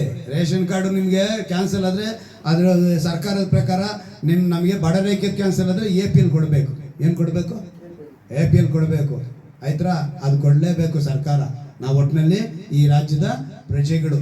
ನಮಗೆ ರೇಷನ್ ತಗೊಳಕ್ಕಾಗಲಿಲ್ಲ ಕೂಡ ನಮ್ಗೆ ರೇಷನ್ ತಗೊಳ್ಳೋದಕ್ಕೆ ನಮಗೆ ದೇವರು ಶಕ್ತಿ ಕೊಟ್ಟಿದ್ದಾರೆ, ಆ ಸಂಪಾದನೆ ಕೊಟ್ಟಿದ್ದಾರೆ. ಯಾರು ನಮ್ಮಿಂದ ಬೇರೆಯವ್ರನ್ನ ಚೆನ್ನಾಗಿರಲಿ, ಇನ್ನೊಂದು ಕುಟುಂಬ ಚೆನ್ನಾಗಿರಲಿ ಅಂತ ಹೇಳಿ. ನಮ್ಮ ರೇಷನ್ ಕಾರ್ಡ್ ಕ್ಯಾನ್ಸಲ್ ಆದರೆ ನಮಗೆ ನಷ್ಟ ಏನಾಗಲ್ಲ, ಪ್ರಪಂಚಕ್ಕೆ ನಷ್ಟ ಆಗಲ್ಲ, ಅದು ಇನ್ನೊಂದು ಕುಟುಂಬಕ್ಕೆ ಹೋಯ್ತು. ನಮ್ಮಿಂದ ಒಂದೊಂದು ಕುಟುಂಬ ಬದುಕುತ್ತೆ ಅಂತೇಳಿ ಯೋಚನೆ ಮಾಡಿ ಆ ರೇಷನ್ ಕಾರ್ಡಿಂದ ಹಂಗೆ ಯೋಚನೆ ಮಾಡಬೇಕು. ಅಯ್ಯೋ ಈ ಸರ್ಕಾರ ಬಂದು ನಮಗೆ ರೇಷನ್ ಕಾರ್ಡ್ ಕಿತ್ತಾಕ್ಬಿಡ್ತು ಅಂತೇಳಿ ದರಿದ್ರ ಹಾಗೆ ಹೀಗೆ ಅಂತ ಬೈಬಾರಿ. ಹೋಗಲಿ, ಅವ್ರು ಚೆನ್ನಾಗಿರಲಿ, ಇನ್ನೊಂದು ಕುಟುಂಬಕ್ಕೆ ಆಯ್ತು ರೇಷನ್ ಕಾರ್ಡು. ಸೊ ನಾವೇನು ಮಾಡಬೇಕು? ಸಮಾಜಕ್ಕೆ ಭಯ ಪಡಬಾರ್ದು. ಆ ಒಂದು ದಿವಸದಲ್ಲಿ ಯೋಹಾನ ಬರೆದ ಸುವಾರ್ತೆ ನಾವು ನೋಡ್ತೀವಿ, ಒಬ್ಬ ಕುರುಡನಿಗೆ ದೇವರು ಅದ್ಭುತ ಮಾಡ್ತಾರೆ. ಮಾಡಿದ ತಕ್ಷಣ ಆ ಸಮಾಜ ಮಂದಿರದಲ್ಲಿ ಇದ್ದವರೆಲ್ಲ ಓಡಿ ಬಂದು ಅವ್ರ ತಂದೆ ತಾಯಿ ನಡೆದು, ಏನಪ್ಪ ನಿನ್ನ ಮಗ ಇಷ್ಟು ದಿವಸ ಕುರುಡನಾಗಿದ್ದ, ನಾವೇ ನೋಡಿದ್ವಿ, ಇವಾಗ ಹೆಂಗೆ ಬಂತು ಕಣ್ಣು ಅಂದಿದ ತಕ್ಷಣ ಈ ಸಮಾಜ ಮಂದಿರದ ಜನಕ್ಕೆ ನೋಡಿ ಎತ್ತು ಏನು ಮಾಡಿಬಿಟ್ಟು ಭಯ ಪಟ್ಬಿಟ್ಟು, ಅಪ್ಪ ನಮಗೇನು ಗೊತ್ತು, ನನ್ನ ಮಗನೇ ಅಲ್ಲಿ ಹೋದ, ಅದು ಯಾರೋ ಬಂದ್ರಂತೆ ಯೇಸು ಅಂತ, ಅವರು ಇವನ್ನ ಗುಣಪಡಿಸಿದಂತೆ, ನನಗೂ ಅವ್ರಿಗೇನು ಸಂಬಂಧ ಇಲ್ಲಪ್ಪ, ನಮಗೂ ಅವ್ರು ಯಾರು ಗೊತ್ತೇ ಇಲ್ಲಪ್ಪ, ನೀನು ಬೇಕಿ ನನ್ನ ಮಗನ ಕೇಳ್ಕೊಳ್ಳಿ, ಅವನಿಗೂ ಅವ್ರಿಗೂ ಸಂಬಂಧ ಅಂತೇಳಿ ಹೇಳ್ತಾರೆ. ಕಣ್ಣಾರೆ ಕಂಡು ತನ್ನ ಮಗನಿಗೆ ಒಂದು ಅದ್ಭುತ ನಡೆದಿದೆ, ಆದರೆ ತಂದೆ ತಾಯಿಗಳು ಏನು ಮಾಡಿದ್ರು? ಸಮಾಜ ಮಂದಿರದ ಮುಂದೆ ನಮ್ಗೆ ಯಾರು ಅವ್ರಿಗೂ ಗೊತ್ತಿಲ್ಲ, ನಮಗೂ ಅವ್ರಿಗೆ ಪರಿಚಯನೇ ಇಲ್ಲ ಅಂತೇಳಿ ಅವ್ರು ವಾದ ಮಾಡ್ತಾರೆ. ಆದರೆ ಅವನೇನು ಮಾಡ್ತಾನೆ, ನೀವೆಲ್ಲಿದ್ದೀರಪ್ಪ, ನಾನು ಕಣ್ಣು ಕೊಟ್ಟವನು, ಅವನಲ್ಲಿ ಪಾಪ ಇರಲಿಲ್ಲ, ಅವನಲ್ಲಿ ಏನಿರಲಿಲ್ಲ, ಪಾಪ ಇರಲಿಲ್ಲ, ನನ್ನ ಬಿಡುಗಡೆ ಮಾಡಿದ್ದಾನೆ, ನಾನು ಸಂತೋಷ ವೈರಾಗ್ಯ ಹೇಳ್ತೀನಿ, ಆತನ ಯೇಸು ಅಂತ ವೈರಾಗ್ಯ ಬರಬೇಕು. ಇನ್ನೊಂದು, ಇದೇ ರೋಮಪುರ 10ನೇ ಅಧ್ಯಾಯದಲ್ಲಿ ಮಾತು ನೆನಪಿಗೆ ತಂದು ಪ್ರಾರ್ಥನೆ ಮಾಡೋಣ ನೋಡಿ. 9ನೇ ವಾಕ್ಯ 10ನೇ ಅಧ್ಯಾಯದಲ್ಲಿ, ನೀನು ಯೇಸುವನ್ನೇ ಕರ್ತನೆಂದು ಬಾಯಿಂದ ಅರಿಕೆ ಮಾಡಿಕೊಂಡು ದೇವರು ಆತನನ್ನು ಸತ್ತವರಿಂದ ಎಬ್ಬಿಸಿದನೆಂದು ಹೃದಯದಿಂದ ನಂಬಿದರೆ ನಿನಗೆ ರಕ್ಷಣೆ ಆಗುವುದು. ಇದನ್ನು ನಂಬಬೇಕು ನಾವು. ಹಲ್ಲೆಲೂಯಾ. ಸಮಾಜಕ್ಕೆ ನಾವು ಭಯ ಪಡೋ ಅವಶ್ಯಕತೆ ಇಲ್ಲ. ನಾವು ಈ ಪ್ರಪಂಚದಲ್ಲಿ ಬದುಕೋದಕ್ಕೆ, ಭಾರತ ದೇಶದಲ್ಲಿ ಬದುಕುವುದಕ್ಕೆ, ನಮ್ಮ ರಾಜ್ಯದಲ್ಲಿ, ನಮ್ಮ ಪಟ್ಟಣದಲ್ಲಿ, ನಮ್ಮ ಬೀದಿಯಲ್ಲಿ ನಾವು ಬದುಕೋದಕ್ಕೆ ಅರ್ಹರೆ. ನಾವು ಯಾರಿಗೂ ಭಯ ಪಡೋ ಅವಶ್ಯಕತೆ ಇಲ್ಲ. ಸಮಾಜಕ್ಕೆ ನಾವು ಭಯ ಪಡುವ ಅವಶ್ಯಕತೆ ಇಲ್ಲ. ಇದು ಈ ಪ್ರಜಾಪ್ರಭುತ್ವದ ದೇಶ. ಇದು ನಾವೆಲ್ಲರೂ ಕೂಡ, ನಾವೆಲ್ಲ ಭಾರತೀಯರ ನೆನಪು ನಮಗಿರಬೇಕು. ಅವರವರ ಮತ ನಾವು ಯಾರನ್ನೂ ಕಡಿಮೆ ಮಾಡೋದು ಬೇಡ. ಅವರ ಮತ ಅವರಿಗೆ, ನಮ್ಮ ಮತ ನಮಗೆ. ನಮ್ಮದು ಮತ ಅಂತ ಹೇಳೋ ಹಾಗಿಲ್ಲ, ನಾವು ಹಿಂಬಾಲಕರು ಅಂತ ಹೇಳ್ಕೋಬೇಕು. ಆದರೆ ಇವತ್ತೊಂದು ಅಪ್ಲಿಕೇಶನ್ ಫಾರಮ್ ಫಿಲಪ್ ಮಾಡಬೇಕಂದ್ರೆ ನಾವು ಮತ ಅಂತ ಕೇಳ್ತಾರಲ್ಲಿ, ನಾವು ಬರೀಲೇಬೇಕು. ಆಯ್ತಾ? ಸೊ ಲಿಟ್ರಲಿ ಬೇರೆ, ಆತ್ಮಿಕತೆಯಲ್ಲಿ ಬೇರೆ. ಆತ್ಮಿಕತೆಯಲ್ಲಿ ನಾವು ಮತ್ತೊಂದು ಹೇಳೋದು ಬೇಡ. ಆತ್ಮಿಕತೆ ನಾವು ಇದನ್ನು ಹೇಳೋಣ, ಹಿಂಬಾಲಕರು ಅಂತ ಹೇಳೋಣ. ಯೇಸುವಿನ ನಾವು ಹಿಂಬಾಲಕರು. ಯೇಸು ಮಾರ್ಗ, ಅದು ನಿತ್ಯ ಜೀವಕ್ಕೆ. ಹಲ್ಲೆಲೂಯಾ.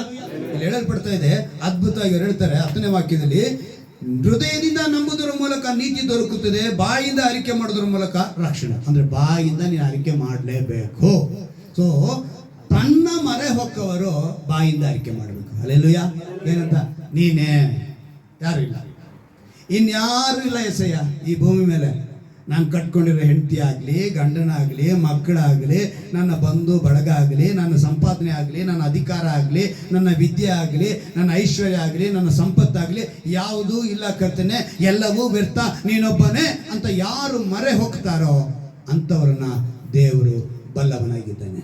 ಸೊ ಈ ವಾಕ್ಯದ ಅನುಭವ, ಈ ಆರಾಧನೆ ಆಶೀರ್ವಾದ ನಮಗೆ ಕೊಡು ಅಂತೇಳಿ ನಾವೆಲ್ಲ ಮೊಣಕಾಲಕ್ಕೆ ಪ್ರಾರ್ಥನೆ ಮಾಡೋಣವಾ? ಇತ್ತಿಯರು ಅಂದರೆ ಯಾರು ಅಂತೇಳಿ ನಾವು ತಿಳಿದುಕೊಳ್ಬೇಕು. ನಾವು ಇತ್ತಿಯರನ್ನ ಹೇಗೆ ಜಯಿಸಬೇಕು ಅಂತೇಳಿ ದೇವರು ನಮಗೆ ತಿಳಿಸಿದ್ದಾರೆ.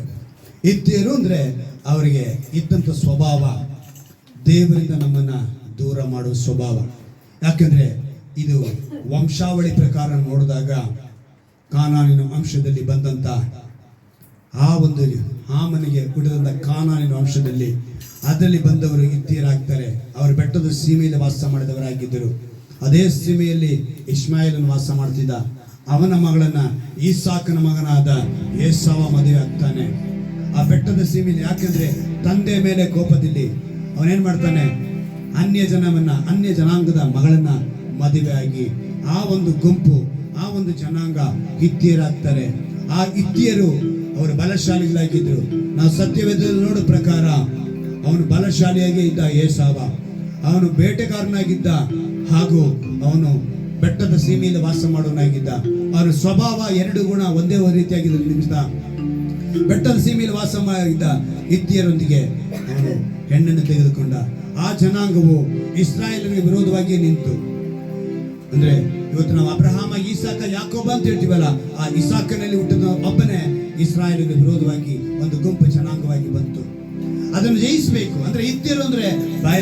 ಆ ಭಯವನ್ನು ನಾವು ಜಯಿಸಬೇಕು ಅಂತ ಹೇಳಿ ದೇವರು ನಮಗೆ ಇವತ್ತು ತಿಳಿಯಪಡಿಸಿದ್ದಾರೆ. ನಮ್ಮ ಸುತ್ತಮುತ್ತಲು ಭಯ ಹುಟ್ಟಿಸೋರು ಅನೇಕರು ಇರ್ತಾರೆ, ಆದ್ರೆ ಅವರಿಗೆ ಭಯ ಪಡುವ ಅವಶ್ಯಕತೆ ನಮಗಿಲ್ಲ.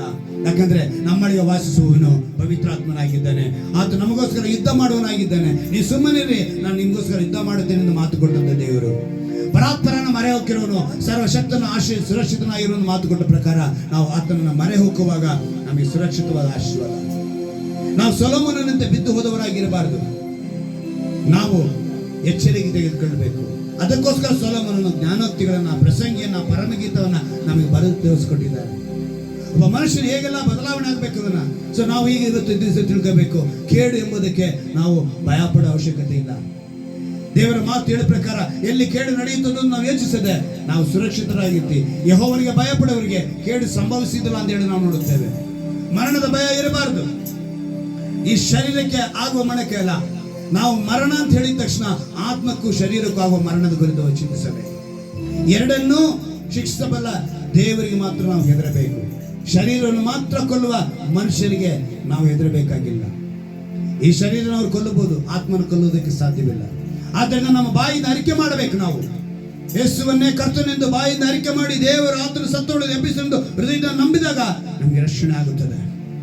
ಅದು ಮಾತ್ರವಲ್ಲದೆ ನಾವು ಹೃದಯದಿಂದ ನಂಬುವುದರ ಮೂಲಕ ನೀತಿ ದೊರಕುತ್ತದೆ, ಬಾಯಿಂದ ಅರಿಕೆ ಮಾಡೋದ್ರ ಮೂಲಕ ರಕ್ಷಣೆ ಆಗುತ್ತದೆ. ಹೌದು ರಾಜ, ಈ ಮಾತಿನ ಮೇಲೆ ನಾವು ನಂಬಿಕೆ ಇದ್ದೇವೆ. ನಿನ್ನನ್ನೇ ನಾವು ಮರೆ ಹೊಕ್ಕಿದ್ದೇವಪ್ಪ. ನಿನ್ನ ಮರೆ ಹೊಕ್ಕವರನ್ನ ನೀನು ಬಲ್ಲವನಾಗಿದ್ದೆ.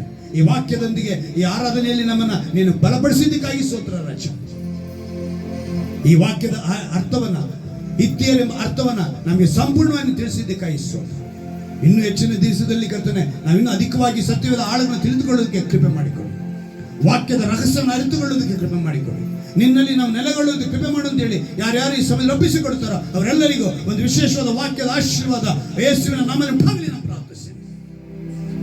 ಅದೇ ರೀತಿಯ ಕರ್ತನೆ ನಿನ್ನ ನಾಮದಲ್ಲಿ ಬೇಡಿಕೊಳ್ಳುವ ಪ್ರತಿಯೊಬ್ಬರಿಗೂ ಕರ್ತನೆ ರಕ್ಷಣೆಯನ್ನು ಕೊಡು, ಸ್ವಸ್ಥತೆಯನ್ನು ಕೊಡು, ಬಿಡುಗಡೆಯನ್ನು ಕೊಡು, ಆಶೀರ್ವದಿಸು. ನಮ್ಮ ರಕ್ಷಕನು ವಿಮೋಚಕನಾಗಿರುವ ಯೇಸು ಕ್ರಿಸ್ತನ ನಾಮದಲ್ಲಿ ಪ್ರಾರ್ಥಿಸಿ ಬೇಡಿ ಹೊಂದುತ್ತೇನೆ ನನ್ನ ಜೀವನ ತಂದೆ.